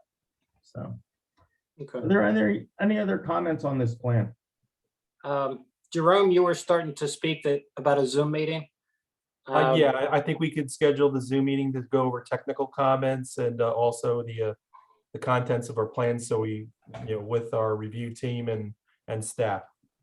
Do you have like any time, 3 o'clock on Wednesday? So if there's anything else that I haven't heard, we could bring it up. Let's schedule that through staff. So Okay. Greg, Yes, if you want to Naomi. shoot your availability to us, to use Naomi as a point person, and then we'll make sure Okay. everybody from the staff side is able to participate. Okay. It's obviously depending upon how they want to proceed. Is November 2nd's always going to come up upon me, and I have to be able to have a position of how they'd like to move forward. the staff moves pretty quickly on scheduling. Okay, thank you, Jerome. Very good. With that, do I hear a motion to table the plan for 1700 and 1716 North 12th Street?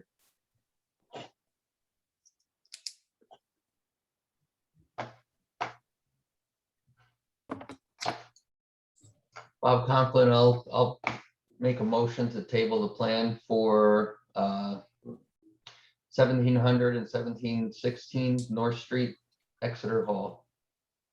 Lee Olson, I will second that motion. Okay, thank you, Lee. Very good. All those in favor? Aye. Aye. Opposed? Okay, very good. Okay, Thank you very thank much. you. I Thank you appreciate it. very Have a much, great night, everyone. everybody. Okay. Next on our agenda, we have the Castlewood street dedication. Do we have a presenter for this?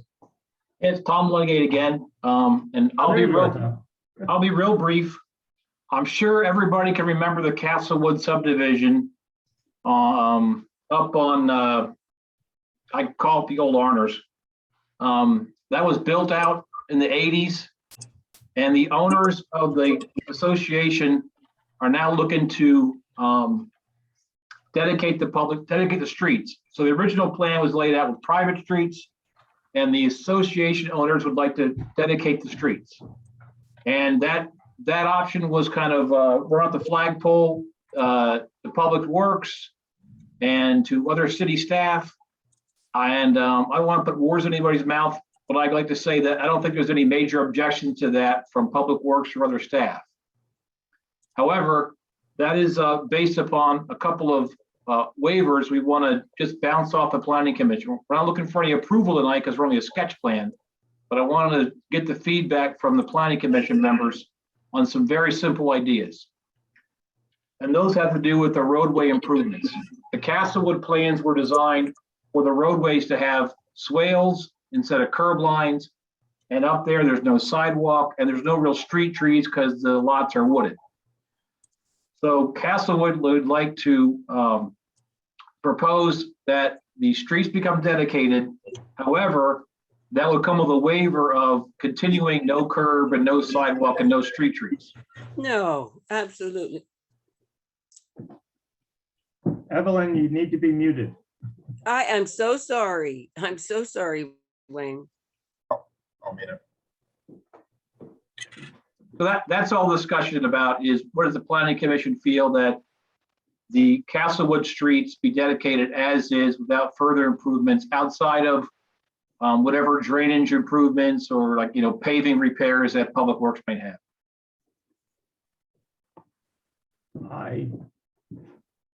I look to Tim for consult on this. I didn't even know, it's been so many years since I've been up there. I completely forgot that there's no curbing up there.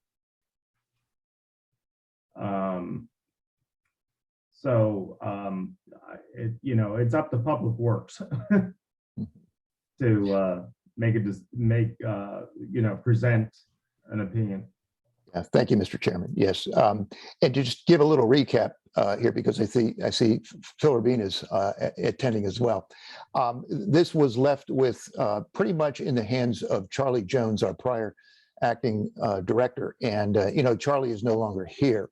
So prior to him leaving, he took it to a point where we had some bullet point items, some areas of concern, but unfortunately never got drafted into a letter and issued out officially. But we do have a draft of that, and I have that in front of me, and I haven't had a chance to discuss it with our current director, Stan Rugas, who will eventually be following up on this with the official opinion here. And it does involve stormwater management.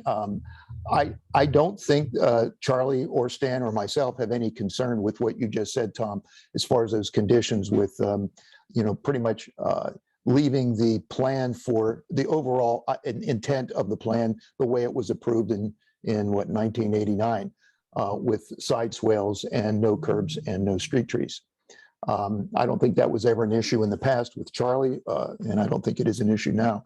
However, we do have some concerns about the existing condition of the stormwater system, those swales, and the ability of those swales to do the job they were originally intended to do.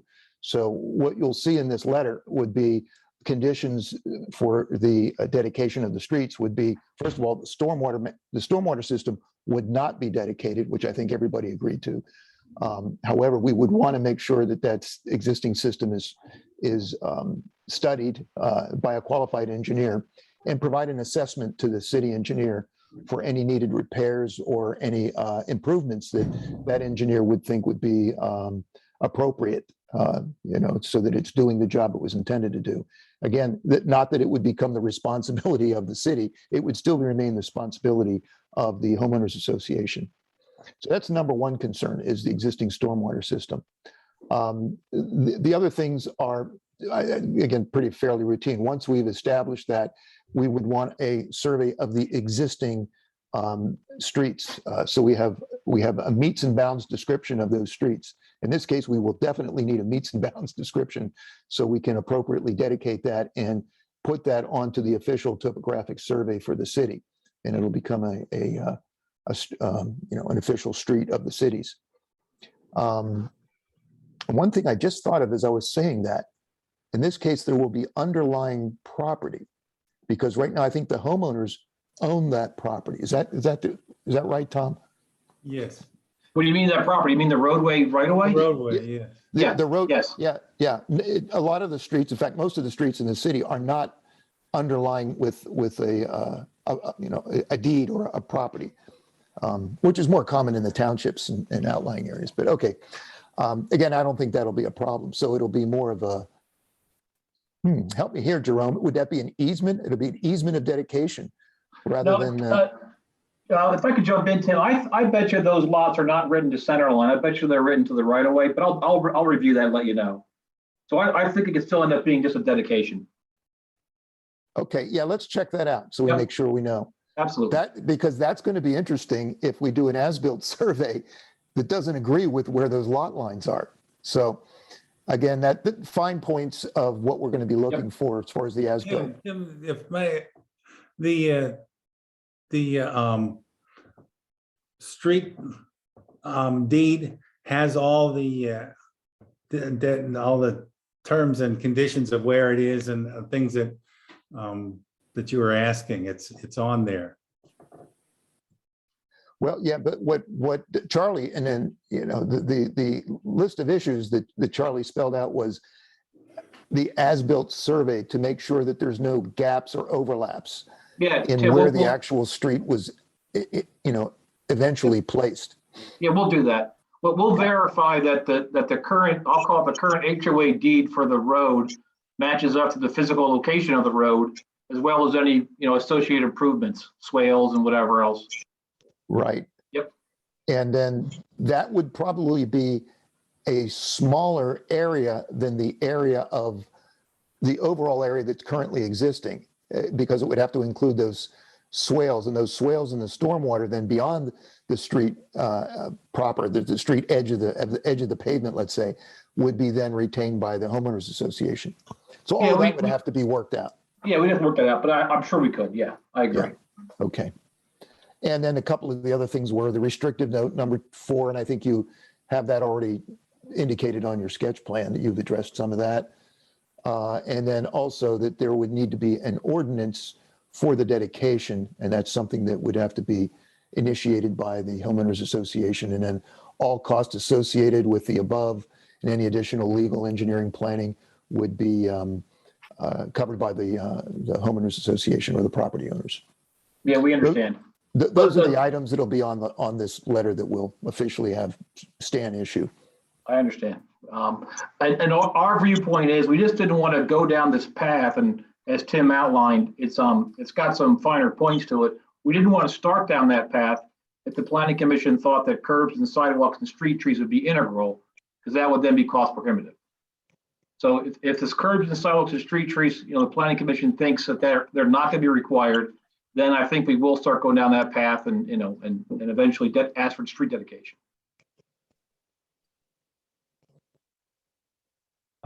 I will ask at this time for Lee, and if Lee and Bob have any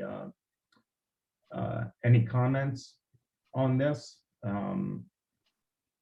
Since this development was supposed to be sort of looked like it was a suburban development. Maybe this is the right way to go, but I will ask for comments from Lee and Bob.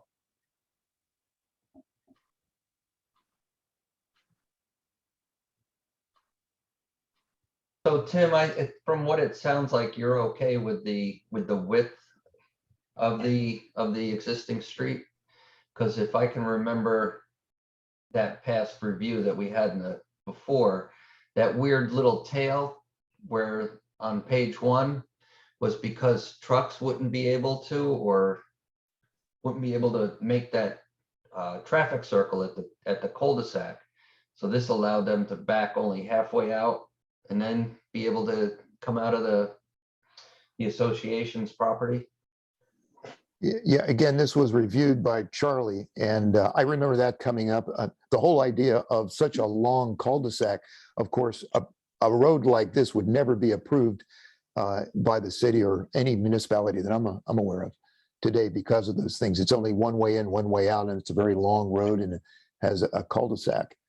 But my understanding is that Charlie was fine with the dimension, the horizontal dimensions of the road and also the condition of the road, which they did do a report, and the actual construction of the road is in pretty good condition. It's actually beefier than some of our other roads that we have in the city. Okay.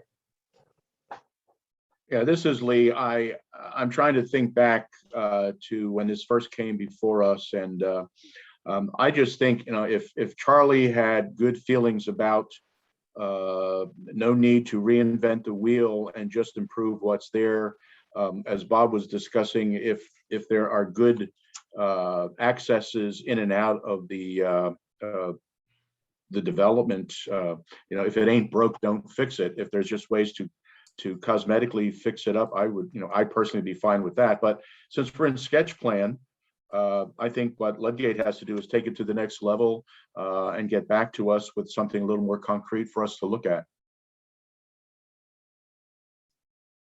Good, thank you. Mr. Rabina. Yes. I'm Todd, glad- you want to say something? I would just like to say, first of all, thanks to everybody in this. Okay. Oh, I'm sorry. We're there. Am I okay? You're good. All right. I just wanted to say thanks to everybody in the city who's gotten us to this point so far. And we very much appreciated finally having a letter to work from to know what direction we might go. This goes back a long, long way. And we understand that you have certain rules and regulations that you need to deal with, and we appreciate that. And hopefully we're going to be able to do all that's necessary so that we become fully part of the city. When you think about it, you've got equipment coming up, quote, on a private road. And you've always plowed our snow. We get our trash pickup. We have city water, all of those types of things. So, we're kind of like the redheaded stepson right at this point. And we would like to become fully part of the family. And like I said, again, thanks to everybody who has helped us get to this point. And hopefully we'll be able to get this over the goal line. So I don't know if anybody else has anything they would like to add, but I think that sums it up for me. Well, the only thing I'd like to add is that we are part of the city, and we're kind of an unofficial part. We've gotten all the services and things like the police and the fire and trash and everything else. And all we want to say is we'd like to be officially become so that all those services that we receive are part of the city, as part of the city. Todd, do you have anything? Mr. No, I'm Rabina good. And Dan. Everybody, Oh, there's Todd. yeah, we just need to get all the information, what we need to give to the city and present it. Now, my understanding was that that when Castlewood was built, this was supposed to be a gated community that was supposed to be separated from the city anyway. I'm not aware of that. I don't know about that one. That's before my time. And that's, and, that's just hearsay. That's not anything official. You wouldn't be able to put a gate down there anyway. Say, we don't have the space.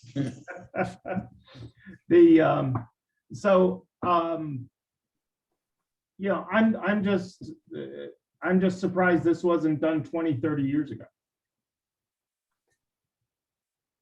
Couldn't tell you. When the plan first came forward. That I can't answer you, but Too far. Before my time. And you guys aren't the developers. You're part of the homeowners association. Who knows what they were thinking? Yeah, to be quite honest, I don't think literally anybody who was there when that development was originally started still lives there. They've either passed on or moved on. And we've worked very diligently and spent a lot of money to keep those swales and those drains in operating condition, because they were pretty much, I guess I'll use this word, vandalized by the utility companies when they came up there. And they just ripped stuff up, buried stuff, and disappeared. And from working with some of the utilities here in the city, how difficult it is to get them to do something and do it properly. And so we worked on that burden, and we felt that when we came to ask you to do this, that we would be willing to continue to maintain those things, because it is kind of an anomaly in terms of the rest of the city. So if we could do our part to take a little off the back of the city, and the city could help us by taking over the road per se, that kind of would work for both of us. And so, we enjoy being part of the city. I know that the city was happy back in those days that they had another R1 community with some, at that time, newer housing. And that again is hearsay. I wasn't around at that time. I lived over on Steuben Road, but I knew a little bit about the development. So I think that's pretty much our story. So we'll be working on this then, and sounds like we'll be submitting a formal plan to the planning commission. Take to the points that Tim raised. Yeah, I think I think very much Tim is the point person on this, but of course Jerome also has a lot to do with this now because of his extra staff. So you might have to deal with Jerome also. No problem. Sure. Because I'm happy to say that Jerome's done such a good job that that his contract has expanded with the city to relieve some of the pressure off of Public Works. Very good. So, any other comments on this sketch plan? Hearing none, I guess we will move on. Thank you. Thank you very much. Thank you. Thank you, everybody. Mr. Rabina and Todd, I'm sorry I don't know your last name. Thank you for attending. We really appreciate it. Thank you very much. Is that the handsome Dan Lucky there? I don't know about handsome, but it is me. How are you, Dan? Okay. Thank you again, everybody. Always a Thank smart you. one in the You're crowd. Thank you very much. And this being a sketch plan, there's no need for a motion. I am sure that Tom, being the professional he is, will follow up and we'll get this on the right path. Next, we have on the agenda 1010 Elm Street. Annexation plan to develop existing warehouse into a daycare center designed by Tarson LLC. And I think Dan is here, Mr. Laws. Yes, I am. I just want to mention my tablet is getting low on power, and if you lose me, I'll have to sign in on my phone. But we'll keep on going with the tablet. It says 16%. We'll see how long it lasts. So we have Jerome's review letter dated October 22nd, and I made some revisions to the plan and forwarded PDFs to Naomi this afternoon with a response letter. I have addressed, I guess, the majority of Jerome's concerns. There's some concerns that he passed back to for David for the zoning to see that we meet the zoning requirements. When I got this, I reviewed the zoning decision that was passed down, and I prepared a plan to try to address all the issues of the zoning relief. So in addition, this is a mill that had no current EDUs, and if it did have current EDUs, it wouldn't be that much. So I have submitted the sewage module to Public Works. So that is in process. So do we want to go through the letter? We can. Oh, there it is.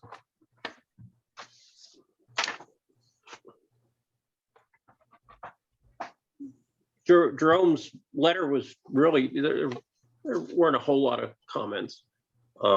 It's one of the major concerns was that that they do a lot of consolidation instead of having the 8 individual parcels to do a meets and bounds survey and combine everything. And I actually added an additional plan to the 3 pages so that we would have a clear lot consolidation plan to show the position of the original lots and how they're being added together.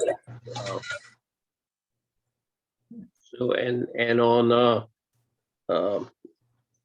his one comment was to add monuments, and there are actually locations we can put monuments on this site. So I have 2 monuments on the revised plan along Mulberry Street and a pin along Saul's Alley. The other corners would be in paved or building areas.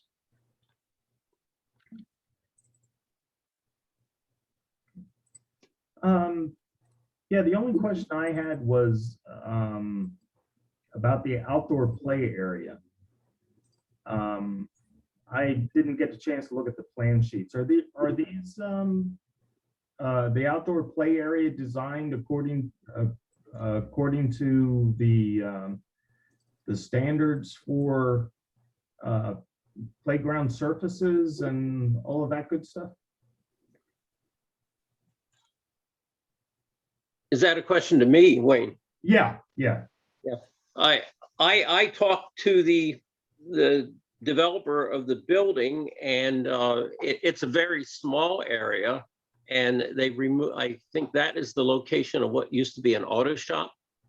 So we need to remove the concrete surface there and put in a new surface and put down the playground mulch.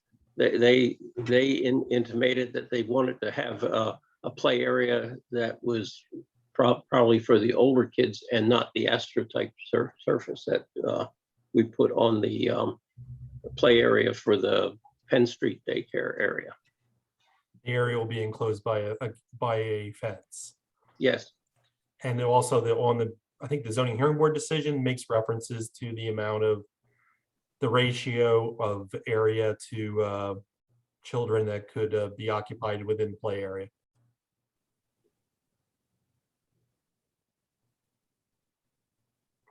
I'll now turn this over to David for any comments, any other comments from the staff. I'll just touch briefly on the zoning comments. This did go through the zoning hearing board previously, as has been mentioned just now.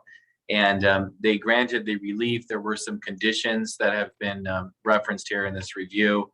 The primary one, of course, is the consolidation of the lot, which is partly what's brought us here for this annexation and land development plan. With regard to the play area, the amount of space that is provided it meets or exceeds what's required for in terms of square footage. However, it does not, the decision does not specify the surface material. That would just be in accordance with any other applicable codes. The decision does state that it should be secured with a solid or semi-solid fence, and that a separate zoning permit is required for that fence. Again, the zoning comments are really addressed in Jerome's review, so I'm not going to really dwell on those unless, Dan, you have any specific questions. I think item 7, I think Jerome passed it on back to zoning to make sure that we have covered everything. Yeah, I wasn't around for the decision, but I just wanted to make sure I had everything covered, and it was He just said the basically a zoning, catch-all there.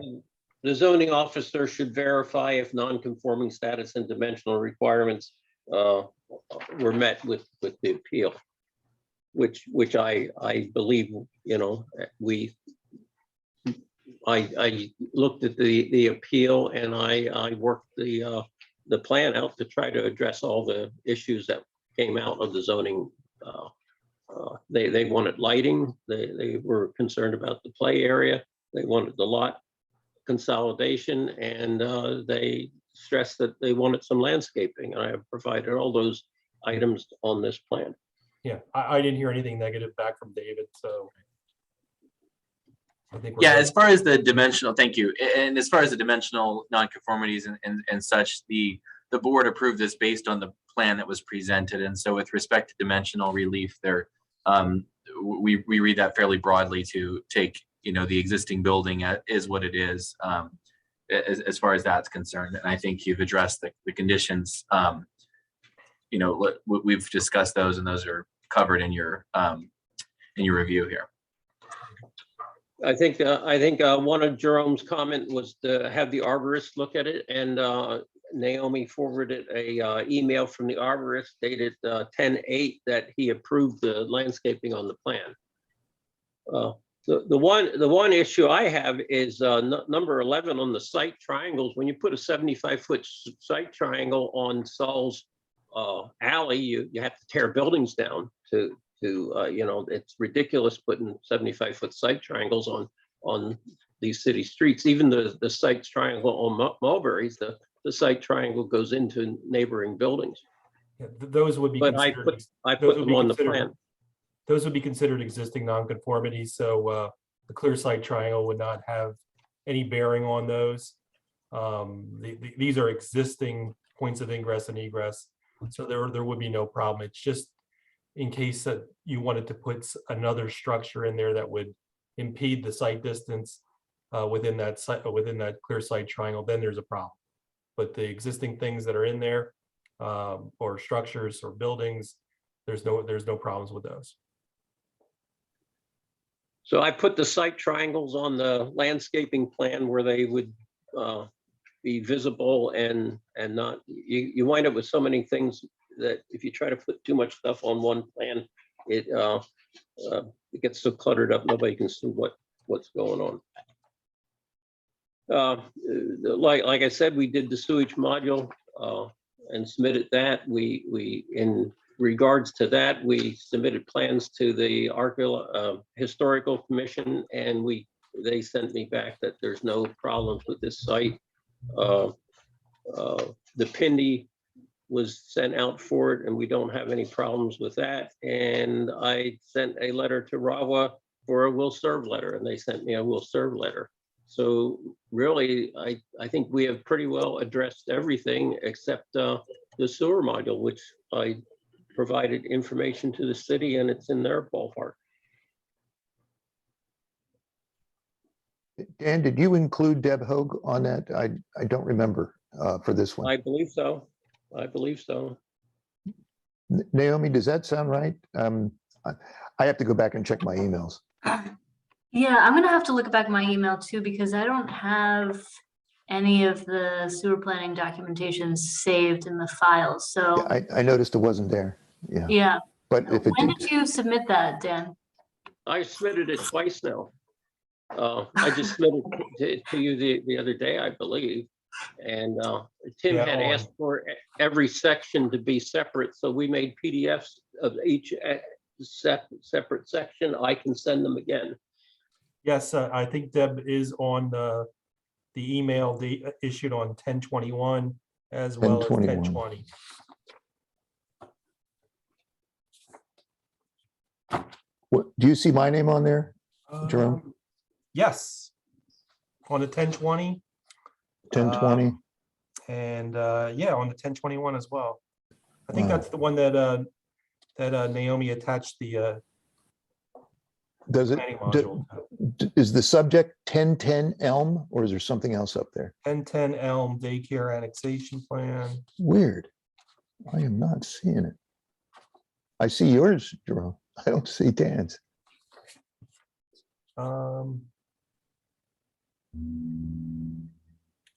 I was just guessing maybe that Dan might have jumped in on one of those. Yeah, let me just check it this way. Dan, why don't you check your records? Yeah, I see something for Supernatural Foods. Right, I got that. Yeah, I don't have it either. If you can resend that, Dan, we would appreciate it. Well, Naomi will make I sure can we all certainly get it. do that. What's Deb's email? It would Deb be Hoag. Deborah dot Hoag, HOAG at readingpa.gov. And I think you have HOGG, right? HOAG. You have her email in your system because you did do it for Supernatural Produce. Okay, then I'll come out. So I'll send that to you guys tomorrow. Okay.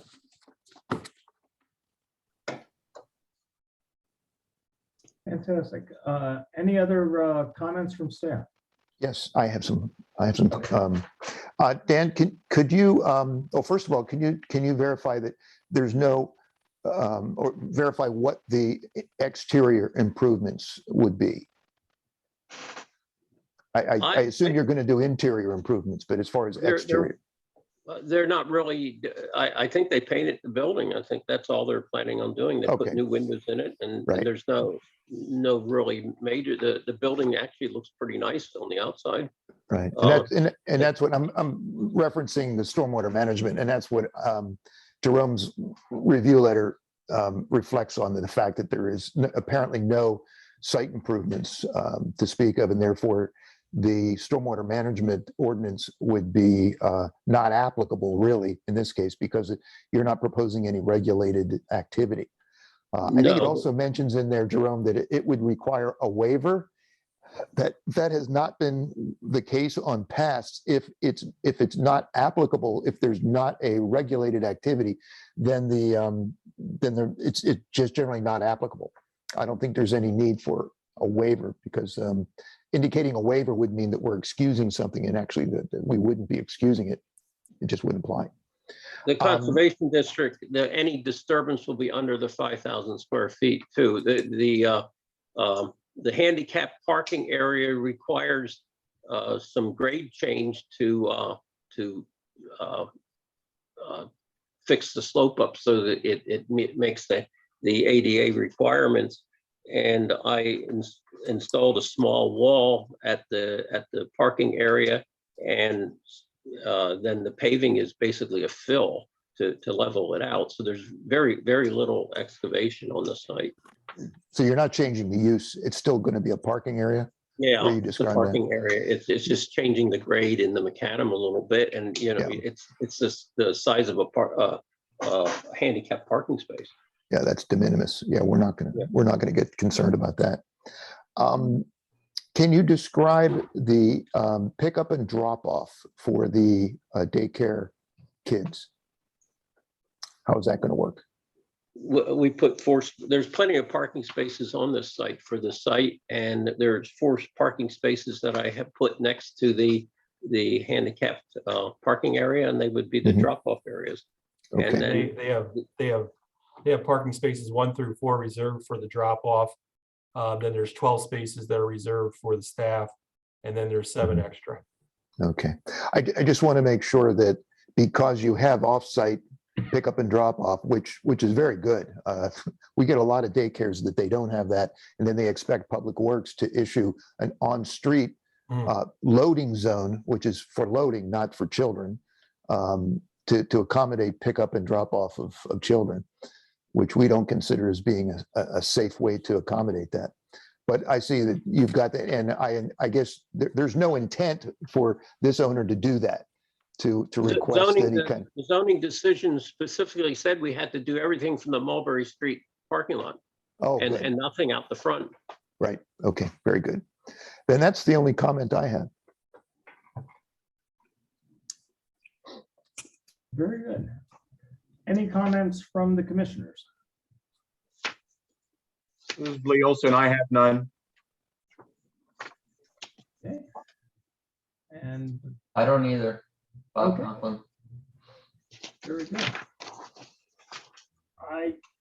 I see from my notes that the staff is recommending to table this plan. I think because of the sewer modules and a few other things we're waiting. Mostly the sewer modules. Yeah, that would be our Public Works concern, would be sewer modules. Yeah, okay. Yeah, I since this is a preliminary final, as I remember, is that correct? Yes. Yeah, then we'll wait on the sewer modules for this, but otherwise things sound to be moving ahead on this project, and that is good to hear. I had put it down as a sketch plan for record, and based on Jerome's letter, I changed the revised plans to preliminary final. Well, that's good to hear. Didn't have to do a lot of work on the CAD program, which I've been doing lately. I had to actually relearn CAD the past few weeks. So, very good. In that case, are there any more comments on this plan? Just a quick one, Dan. You left. No, I'm You can hear me? down to 6%. I was trying to get my Yep. phone to set up, but I got dead spots in the office. I'm probably gonna have to move my location. Well, I can still hear you. Yeah. Just real quick, for doing the planning modules, to expedite this, the sooner you can get in that review fee to Deanna, like you have on the other ones, the quicker we can turn this around for you. Okay. Thank you. I think on Supernatural Foods, they said we had enough escrow, so there wasn't a fee with that. David had said they'd take it out of the escrow on Supernatural Foods, but this one you need a $500 review fee, right? Yes. Yeah, okay. I'll have to talk to Dave about that idea. I don't know if we've done that before. I think that's what he said for that. Yeah, I did say that, and we can confirm I don't believe you have the balance on this one for 1010 Elm, Okay, but I'll check in with you on that offline, Tim. okay. Very good. In that case, do I hear a motion to table? Lee Olson motions to table. And a second? Bob Conklin, second. Okay, thank you, Don. Very good. All those in favor? Aye. Aye. Opposed? Okay, and we are once again unanimous. Gee, it's a good thing we're not running a school board meeting.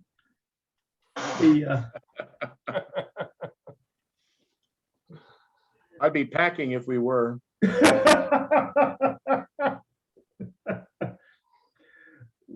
Very good. I believe the next one, 243 North 4th Street, is also for Mr. Loudenslayer. Yes, it is.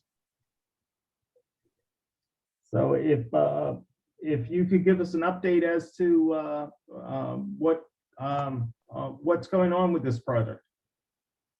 Well, See, I'm down to 4%. So if I lose you, I'll have to try to sign in, but let's see if we can finish it up without getting into that. We're currently working on redoing the turning movements per the letter. And I hope to have something for you today, but I couldn't make it. I'll probably have something tomorrow, which is a little late. So we'll get that information forwarded to the staff. And I guess the other thing is the disconnecting the roof drains and the storm sewer from the sanitary sewer. And I have a preliminary design to relocate the existing roof drain service that went out into the Walnut, the 4th Street sanitary sewer to access the main storm sewer system in the center of 4th and Elm Street. And that storm sewer is probably about a 6-foot diameter vault, and it's 19.5 feet deep. So we should be able to get positive grade from the existing lines that they have constructed out to there and separate the stormwater from the sanitary sewer. So those are, I think, the two big issues: the truck turning onto that parking deck and the sanitary disconnecting the sanitary sewer. Give us an update on the driveway, the HOP. That since Jerome's hired Dimmerling, I got to get another consultant. So and based on that, we need to have somebody do an HOPs, which I got to probably go to Borgia and get him to work on that. So the HOP from 4th Street is on hold right now until I get somebody to do the work for me. Yeah, whoever you get, Dan, by all means, have them contact me. The city will do whatever we can to try to expedite that, since it is connection to a city street, which is a state highway, but it's still involved in the city street system. Past experiences, you probably will need some assistance. It's not easy getting the HOPs, so we'll be happy to work with you on that.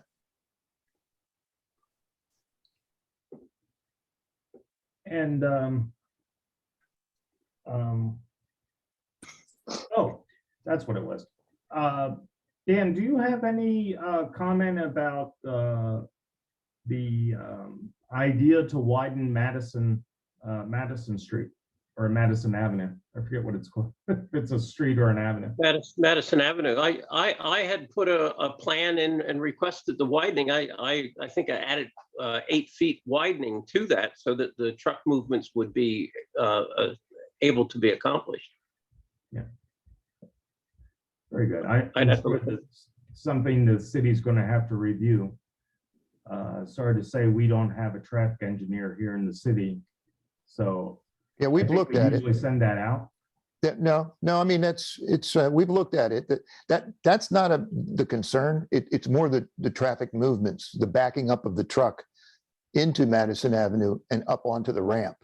That movement is a tricky movement, and the turning movements need to be more defined so that it exhibits, safety in that area. Right now, we're questioning that. One of the things I wanted to analyze is the overhang swing. And I think what I got today, and I got to get it on the plan, accomplishes that. And if I have to widen Madison Street, maybe another foot or two to make things a little easier, we can do that. And then ask for a little bit widening. The other alternative was that if the widened area in Madison, if you get a longer truck, if they can get it back into there and not necessarily up on the parking deck, they can use that as a loading zone, and then it'll be wide enough so that the existing traffic can still proceed past the truck on Madison Avenue rather than a truck parked in the middle and nobody can get through. So because the widening gives enough room so that you could have the normal traffic passing through.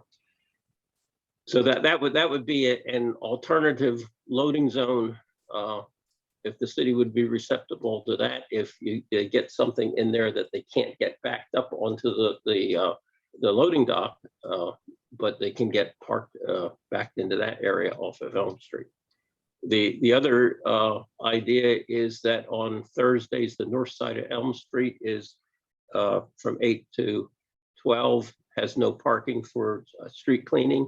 And on Fridays, it has, the south side is 8 to 12, no parking for street cleaning.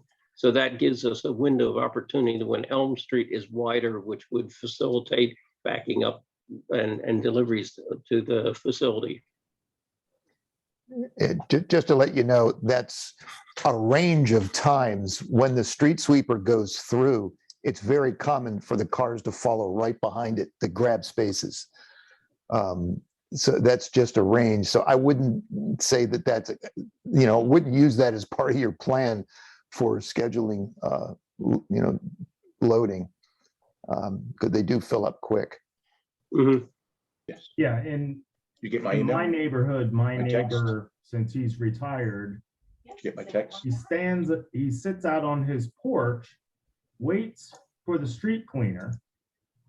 When the street cleaner comes, he gets in his car, drives around the block, waits for the street cleaner to pass, and then parks in the same parking space.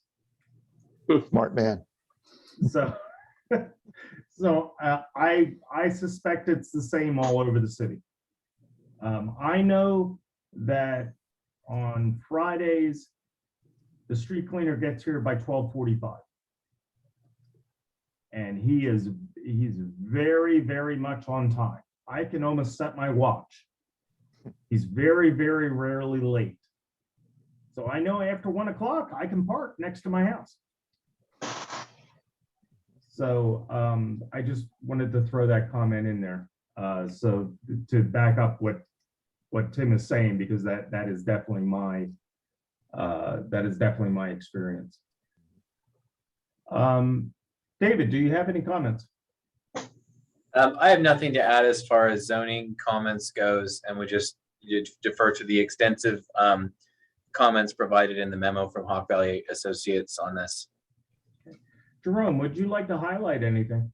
Yes, the project memo that I submitted on October 16th provides a summary of where the project is in terms of the environmental issues that were brought up, the traffic or truck turning movements, the stormwater management, sanitary sewer, and some of the other issues that were described in the previous review letters. This was to make sure that everyone was on the same page with what needs to be accomplished yet with the project. And this is where we brought out the deficiencies with the truck turning movements. We were satisfied. They did do an environmental assessment, a phase 1 and a phase 2. So that information, we have the phase 2 on file. We are still waiting for the phase 1 report to be included, so we have a complete file. Like I said, we did provide comments regarding the truck moving counts. And as Tim had brought up, the issues that were brought up with stormwater management and sanitary sewer and site improvements were all brought up. So I think we're all on the same page. Fantastic. Let's make sure. Anything to add, Naomi? No? Okay. No, not right now. Any comments from the commissioners, from Lee or from Bob? You're on mute, Lee.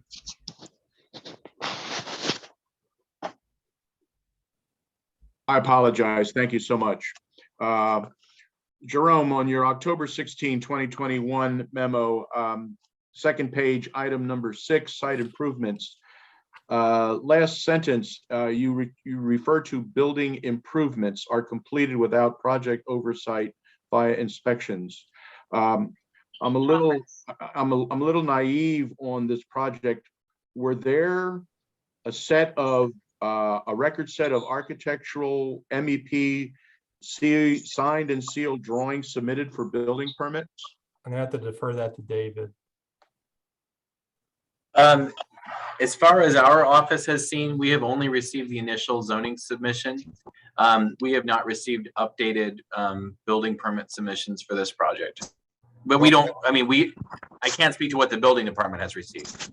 Okay, well, how can we be discussing turning radiuses and templates for trucks and looking at widening Madison Avenue when we don't have a building plan? I mean, it's incumbent upon the designers to make that all happen internally within the site itself. Why should we have to widen a street because they can't work out a proper proper way to get in and out of the site with groceries and goods and services? I don't understand. I'm not about ready to widen a street because somebody can't plan a building.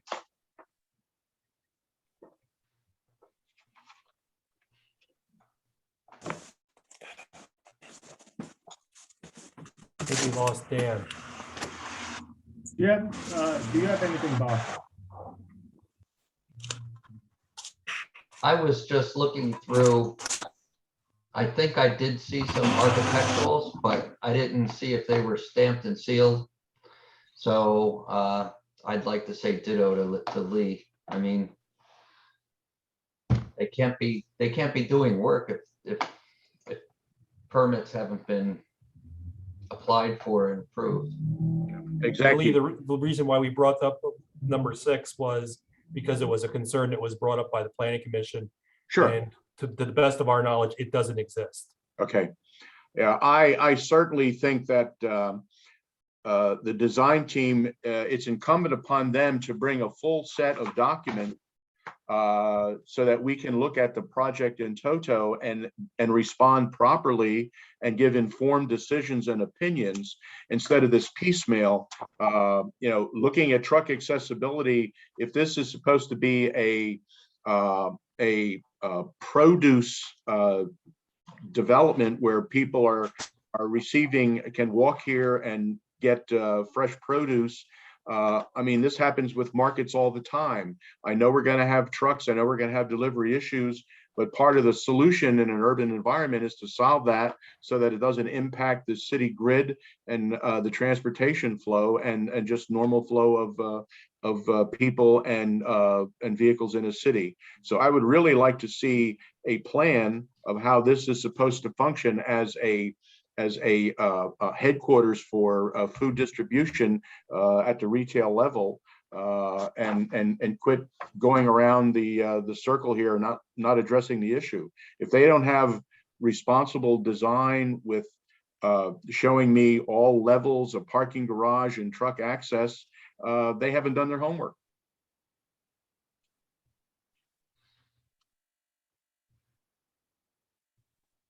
And I completely agree. I did send an email to David and Naomi today, and I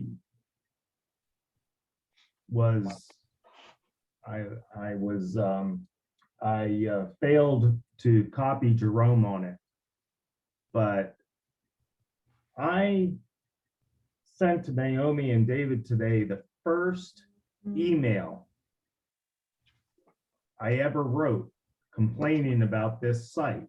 And I wrote it on January 28th of 2020, saying that there is no land development plan, but yet they're working on the building. So, I completely agree with Lee, and any complaints from the applicant that the city is the problem here, we're not the problem, because I've been complaining about this for almost 2 years now. That's right. And I distinctly remember the mayor and the mayor's administration being there saying, this is a great idea. We're going to help you get through the system. There seemed to be a willingness on behalf of the developer and the owner and the investors to do what is right and just to make this a good, viable, street legal project. And, the mayor's, I don't want Eddie to be put in a corner and he cannot be the, the culprit here. He has a great team of people that we're talking with this evening who are working to make this happen. And if the developer can't have the sense of mind to submit the right drawings and get the approvals, we're not going to pay. I am not going to vote for this and let him just have a free pass and do what he wants. And as Wayne has attested, he's called this out 2 years ago.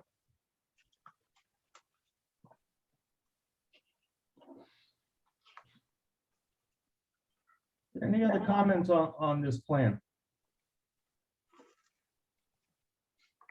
Thank you.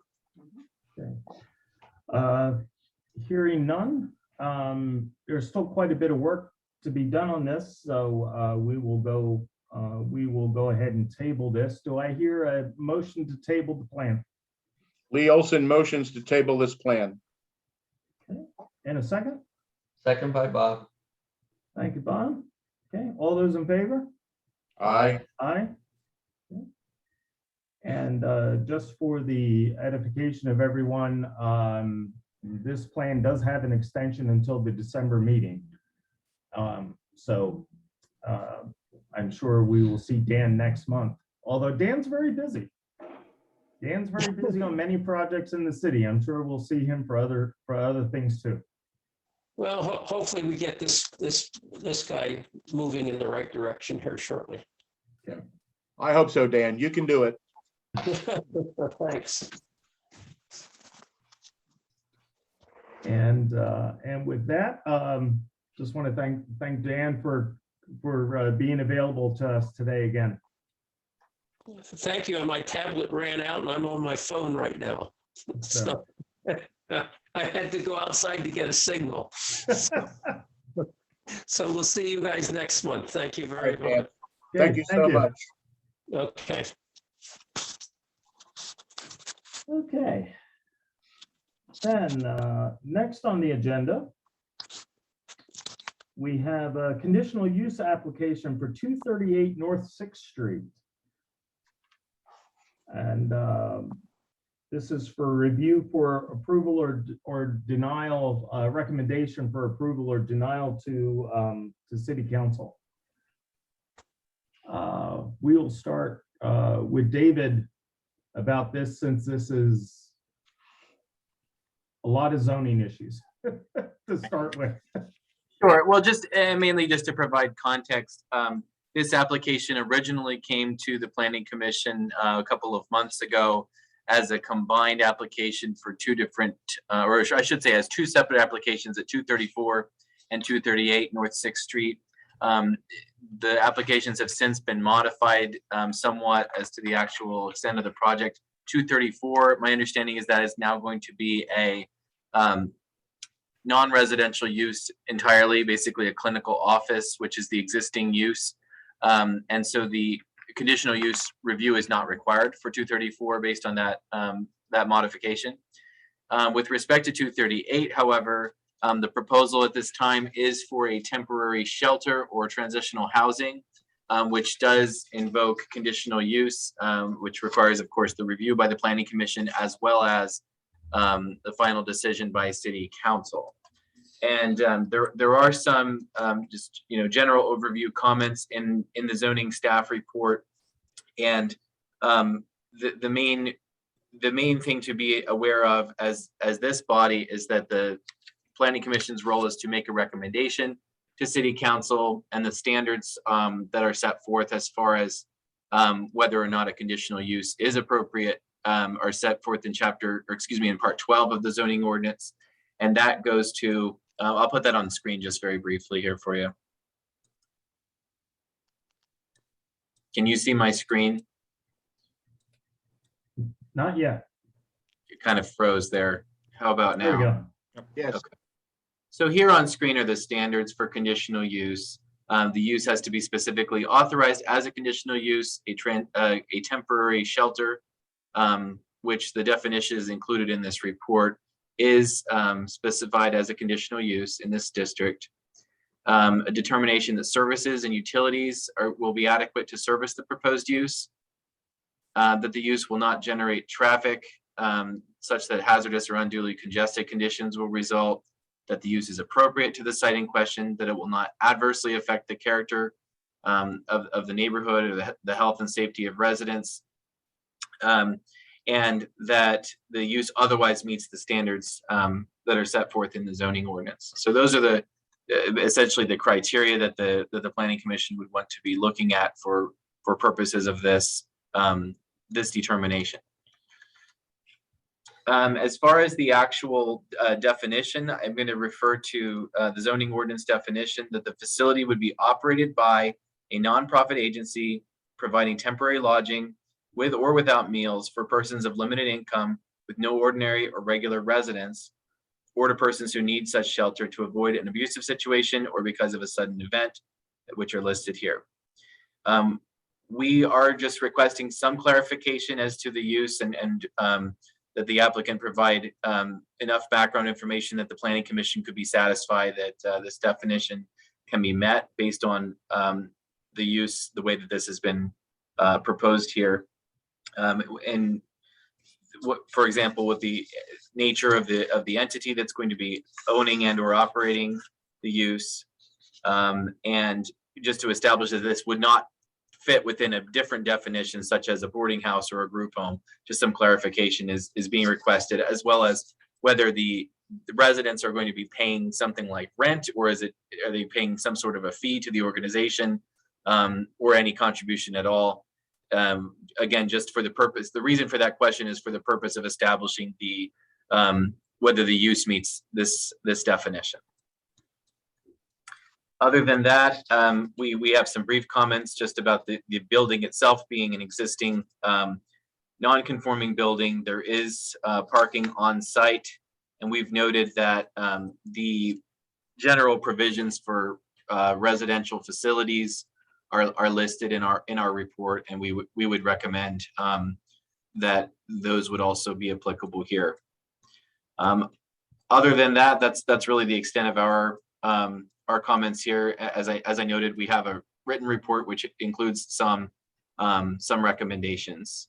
We've also, although this is a zoning staff report, we've also been consulted with Hawk Valley Associates on this, and you know, if you have any questions for either me or Jerome, we're happy to take those.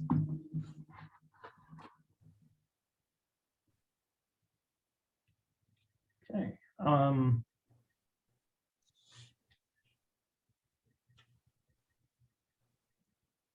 I guess we should ask in that clarification, if I remember correctly, there's a daycare across the street and up a few doors.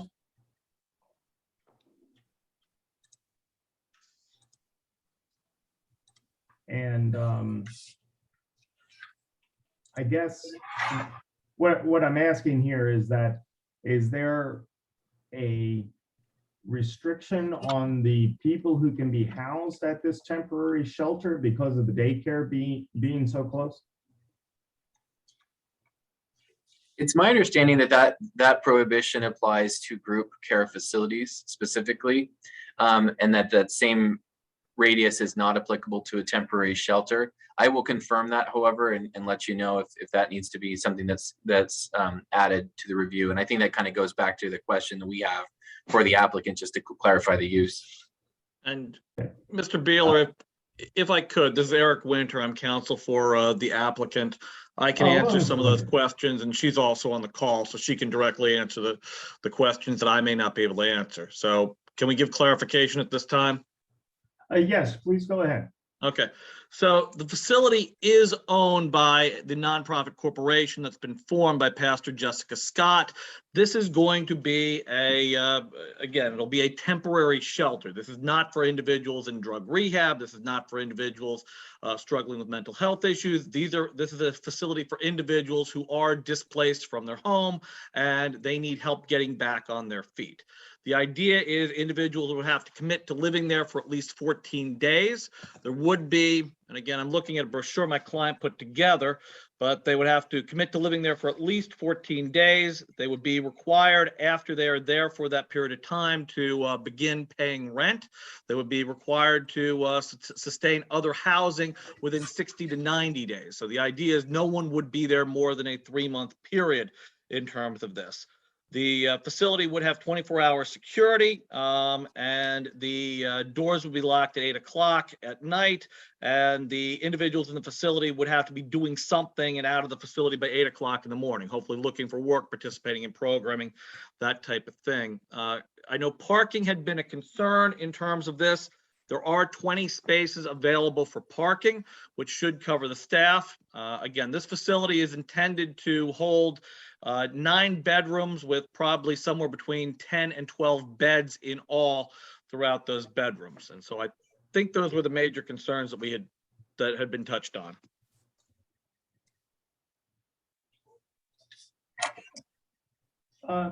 Ms. Scott, is there anything that you would like to add? I see you on the Yes. call. Yes, there is. The original application that was submitted prior to being requested to get an architect was an application for 234 North 6th Street, the rear to be a temporary crisis center. 238 North 6th Street would be kind of like a transitional step. 234 North 6th Street is recommended not to be a day clinic, but to be an overnight. And the original application was suggesting that it hold up to 9 people. 238 North 6th Street is the room that would have 9 bedrooms. So there's two different buildings that we're discussing. So the initial use is for the 234 North 6th Street to house those decreasing homelessness in the area. And in my research, I did find that there were other similar scenarios where housing development took place, such as Women in Crisis Center, which was on the 300 block of North 5th Street, Family Promise Center, Burke's Coalition, which is also on a larger scale, an opportunity house. We are not as big as those, but in the same aspect of decreasing homelessness in the city of Reading. So in my research, I do see the need for this type of service to be done. So I'm hoping that conditional use could be applied to both 234 and 238 North 6th Street for its use to help in decreasing homelessness.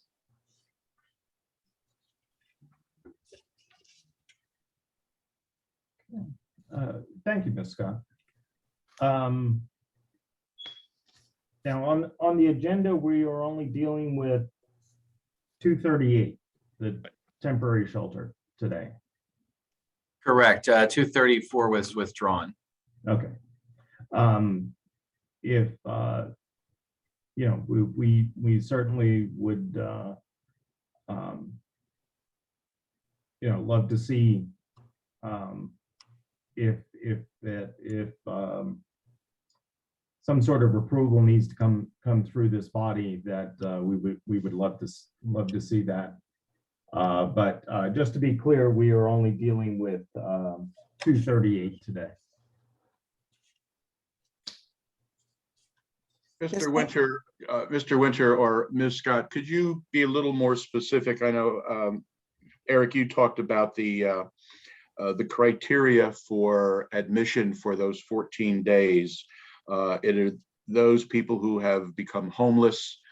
They are not taken in off the street because of addiction or any mental health issues. Are there any other criteria for admission besides the general umbrella of homelessness? And again, I can let Pastor Scott speak to that, but my understanding is they have to agree to participate in programming, and Pastor Scott is going to be working with local churches to take referrals from them as to people that are most appropriate for her programming. Is that correct, Pastor Scott? That is correct. They also must have some form of identification and also 2 references. Okay. Okay. Pastor Scott, in the 14 days that any one particular individual of the 12 that you have, will they be doing any housekeeping, any general repair, any, and will they be eating and having food? Will they be eating in the facility itself? Yes, they will. We have contacted, I'm not too certain of the name. It has Harvest in it.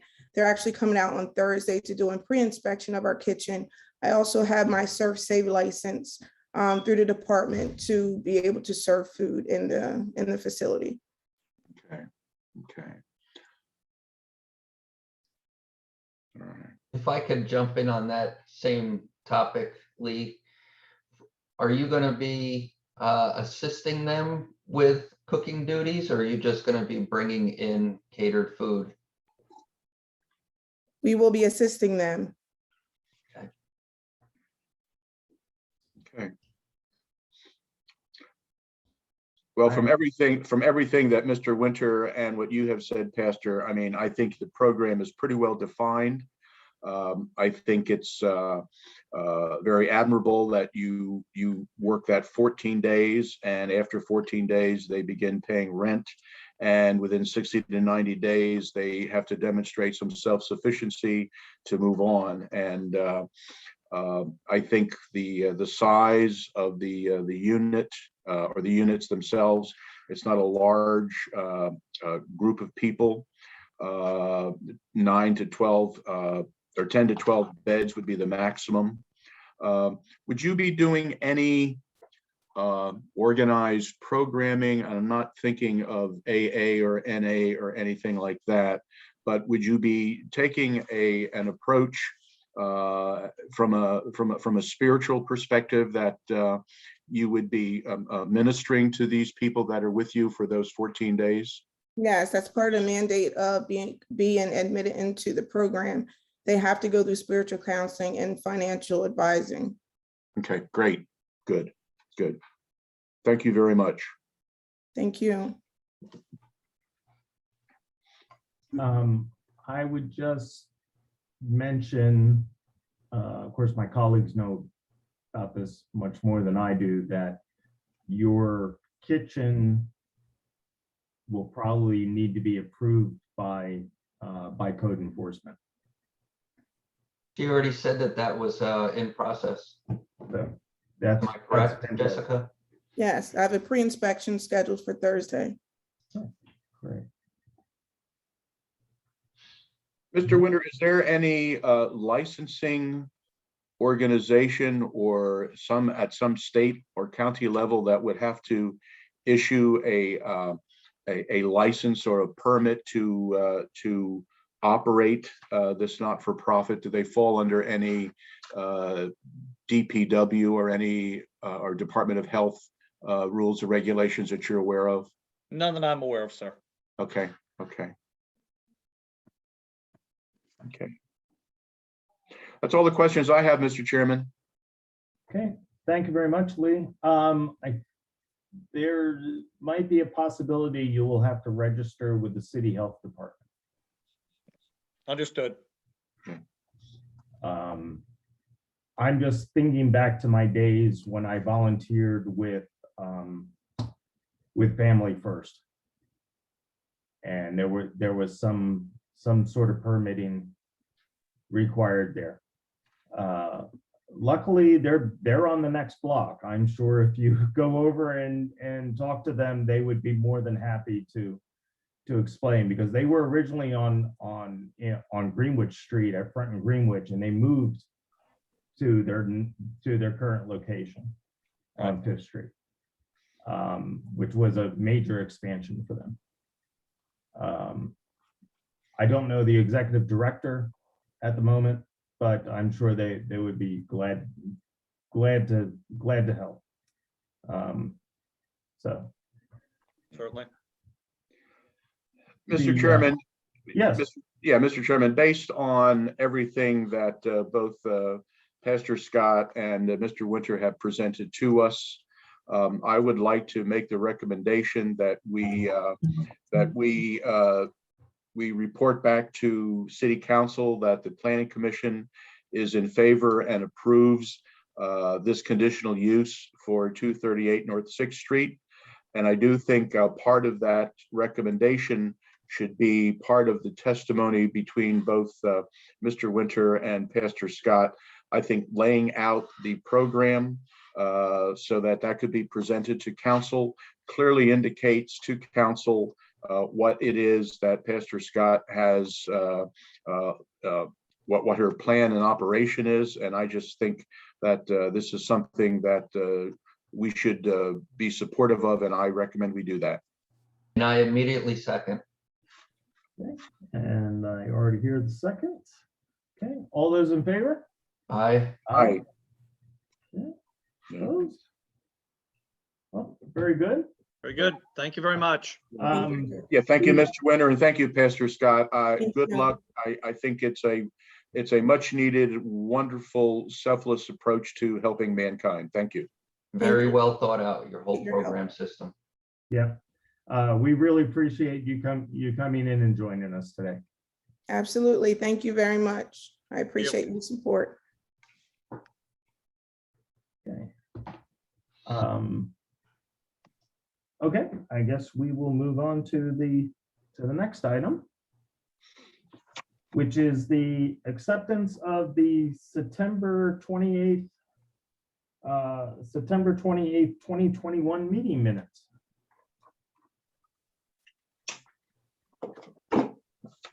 I move that the meeting minutes of September 28, 2021 of the City of Reading Planning Commission be accepted as submitted. Okay, very good. Do I hear a second? You look these over, Wayne. I'm usually looking for your back on these. Few minor things. I just need to follow up with Naomi about the Fairview Christian School, where she states that where they want to put the parking along 13th Street is an existing parking lot, and I think those are garages. So we just need to double check the plan and update that accordingly. Other than that, well, that was the only thing I saw. It seems minor, so I'll second. Okay, very good. So here's Lee. Okay. And Bob, okay. All those in favor of accepting the minutes as presented, say aye. Aye. Aye.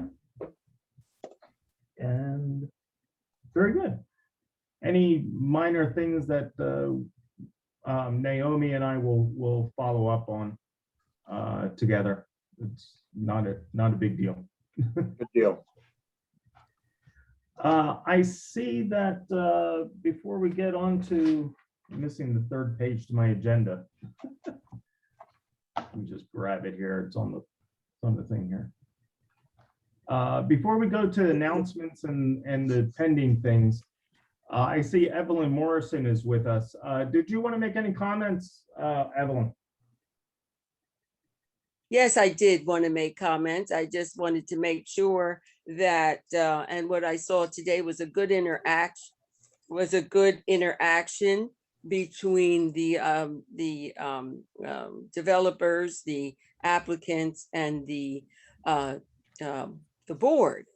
I just want to remind you that as we do and are human, we have personal reactions, personal movements in terms of what motivates us, what inspires us. And I know a lot of times personally, we tend to, have personal experiences that leave us maybe with with a bad taste, if you will.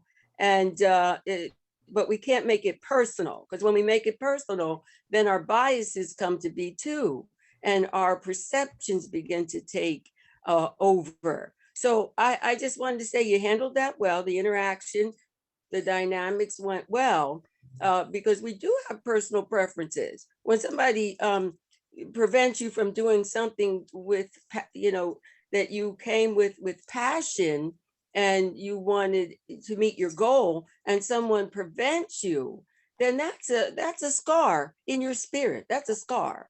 And so I understand, Wayne, I love you anyhow, because of you were able to be honest and showed the human side.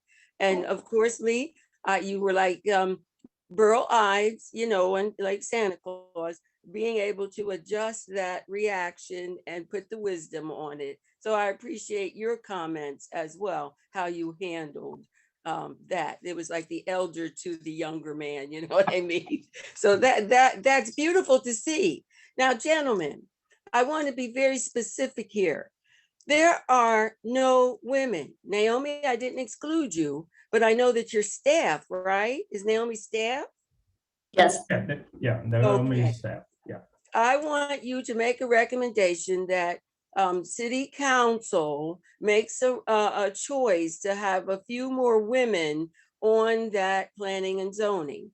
And I know you elitists, those that are architects and planners and all those people, you know, I know you want them to know what they know, but believe me, there's people, multicultural, bilingual, who have the same skills, the same interests, and will be able to serve well. And you would look like a very multicultural group representing the city, because our city is multicultural, intergenerational, universal, bilingual, and everything that represents the city should be that. I don't want to be long-winded. This is not a sermon, but I am looking to the planning, the zoning, the codes, everybody under community and economic development to come to grips with 2021 and begin to use the language and use the heartfelt decisions to integrate our community. Do you realize segregation is still paramount as we design, as we plan, as we look at placing businesses or denying businesses? Do you know redlining is still paramount as we begin to look at what we're planning for? If we don't plan for people to develop their businesses, develop their economic development plans, we will have people with no equity to send their children to college, to buy houses, to do anything. If we're still using the same segregationist attitudes that we did in the 40s. Now, I wrap this up by saying, I ask you to please be more conscious of environmental toxins in the environments of redevelopment, of construction, and also in rehabilitation. You know for sure, as a post-industrial community, that we have 14 brownfields properties that we developed. Now we're developing on brownfields for residential housing, and we're approving that without really reading the reports of contamination. And these are long-standing. So not only are poor people not developing economic development, they're not being able to purchase in the areas, but they're renting. So they have no equity for their futures, for their children's futures to go to college. And that's how we afford college education, usually through our home equity. But if there's no home equity for the poor, guess who's not going to college or able to afford? So my brothers and my sister, I bless you, and I pray that God keeps your mind and your hearts open so we can become unified in our community without attitude, without egotism, without racism, without sexism, so that we can live a universal life in our community. So just beware as we move forward, the decisions that we make and how our hearts, the desires of our hearts are leaning. So God bless you and keep all of you. It was good to be with you tonight. Okay, and keep up the good work. God bless. Thank you, Evelyn. Thank you so You're much. welcome. Thank you for the time. You Okay, bet. thank you, Evelyn. Yes, God bless you. Appreciate it. Thank you. Okay, next we'll move on to a few different things that I need to go over. As we know, Forgive we me, know, honey, I was on, they had called me on the video. I'm so sorry that we got cut off. Can you mute her, David? There you go. Thank you. She doesn't realize she's still on, probably.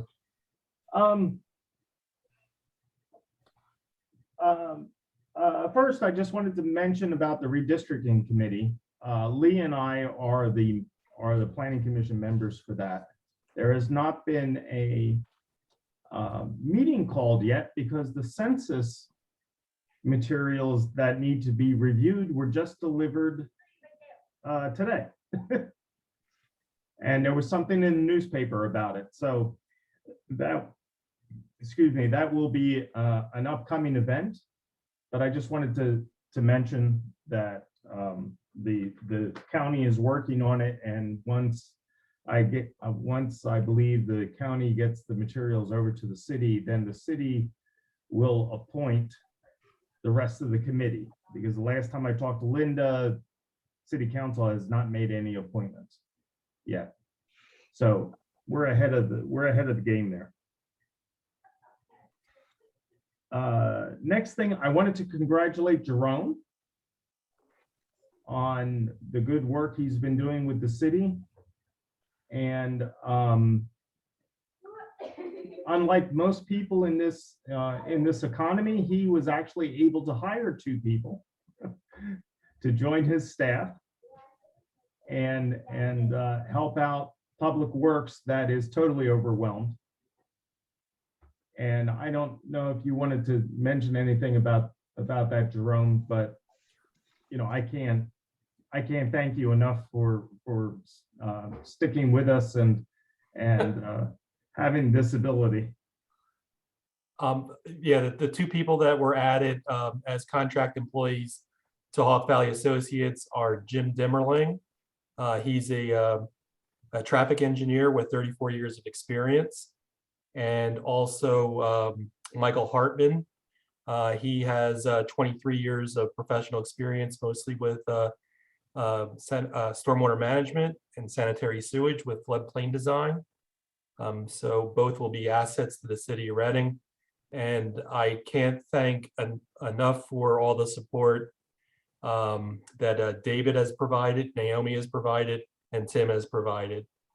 They've been excellent resources to work with, and their value is very important to this whole system. So yeah, I'm just, you know, I'm really really happy for you, Jerome. Probably more work for you, but but thank you very much. Thank you. You know, we really appreciate it. I did take a look at the one review with the stormwater management report for, I think it was Exeter Hall, and I see that the engineers you have hired are as detailed as you are, and that helps. That really is a great benefit to the city. Next is David and Naomi wanted me to make sure that December 28th is okay for the December meeting. Of course, I have no conflicts, of course. But I'm good. We just wanted to double check, because normally we just go ahead with the meeting as long as it's not like the day before Christmas or something, or the day after Christmas. My schedule seems to be open still. Okay. Yep. Great. So we will have our December meeting at the regular scheduled time. Next is mess on my desk. The Blighted Property Review Committee met last Thursday, I believe. And we certified 25 properties. And we were lucky enough to have one citizen who's a neighbor to one of those properties give testimony and give details about one of these problem properties, and we always appreciate when people can come to the meetings and give their testimony. And I think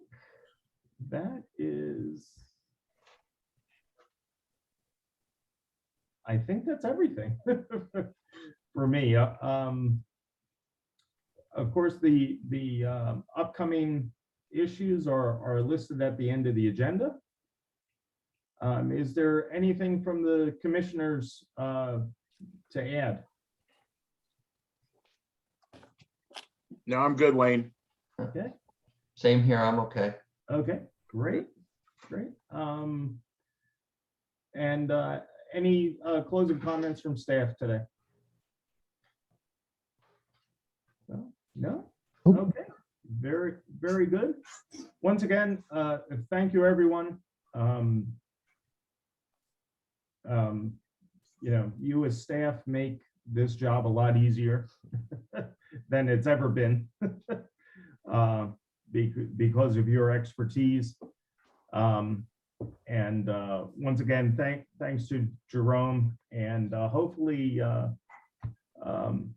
Tim won't have to work 14-hour days anymore reviewing our plans besides all the other stuff he does for the city. Maybe other things will fill the void. I don't know. I've been told it won't, but we'll see. But I am greatly relieved. I appreciate that. And we really appreciate the administration supporting this, this Yes. concept of bringing in third-party help. Helps us all. Yes, I'm sure it does. Anything else for the good of the order? Okay, hearing none, I'll ask for a motion for adjournment. Lee Olson moves to adjourn. Okay, Lee, and a second. Bob Conklin. Okay, thank you, Bob. And we are out of order. Good night, everyone. Good night. Good night. Good night. And thanks again, everyone.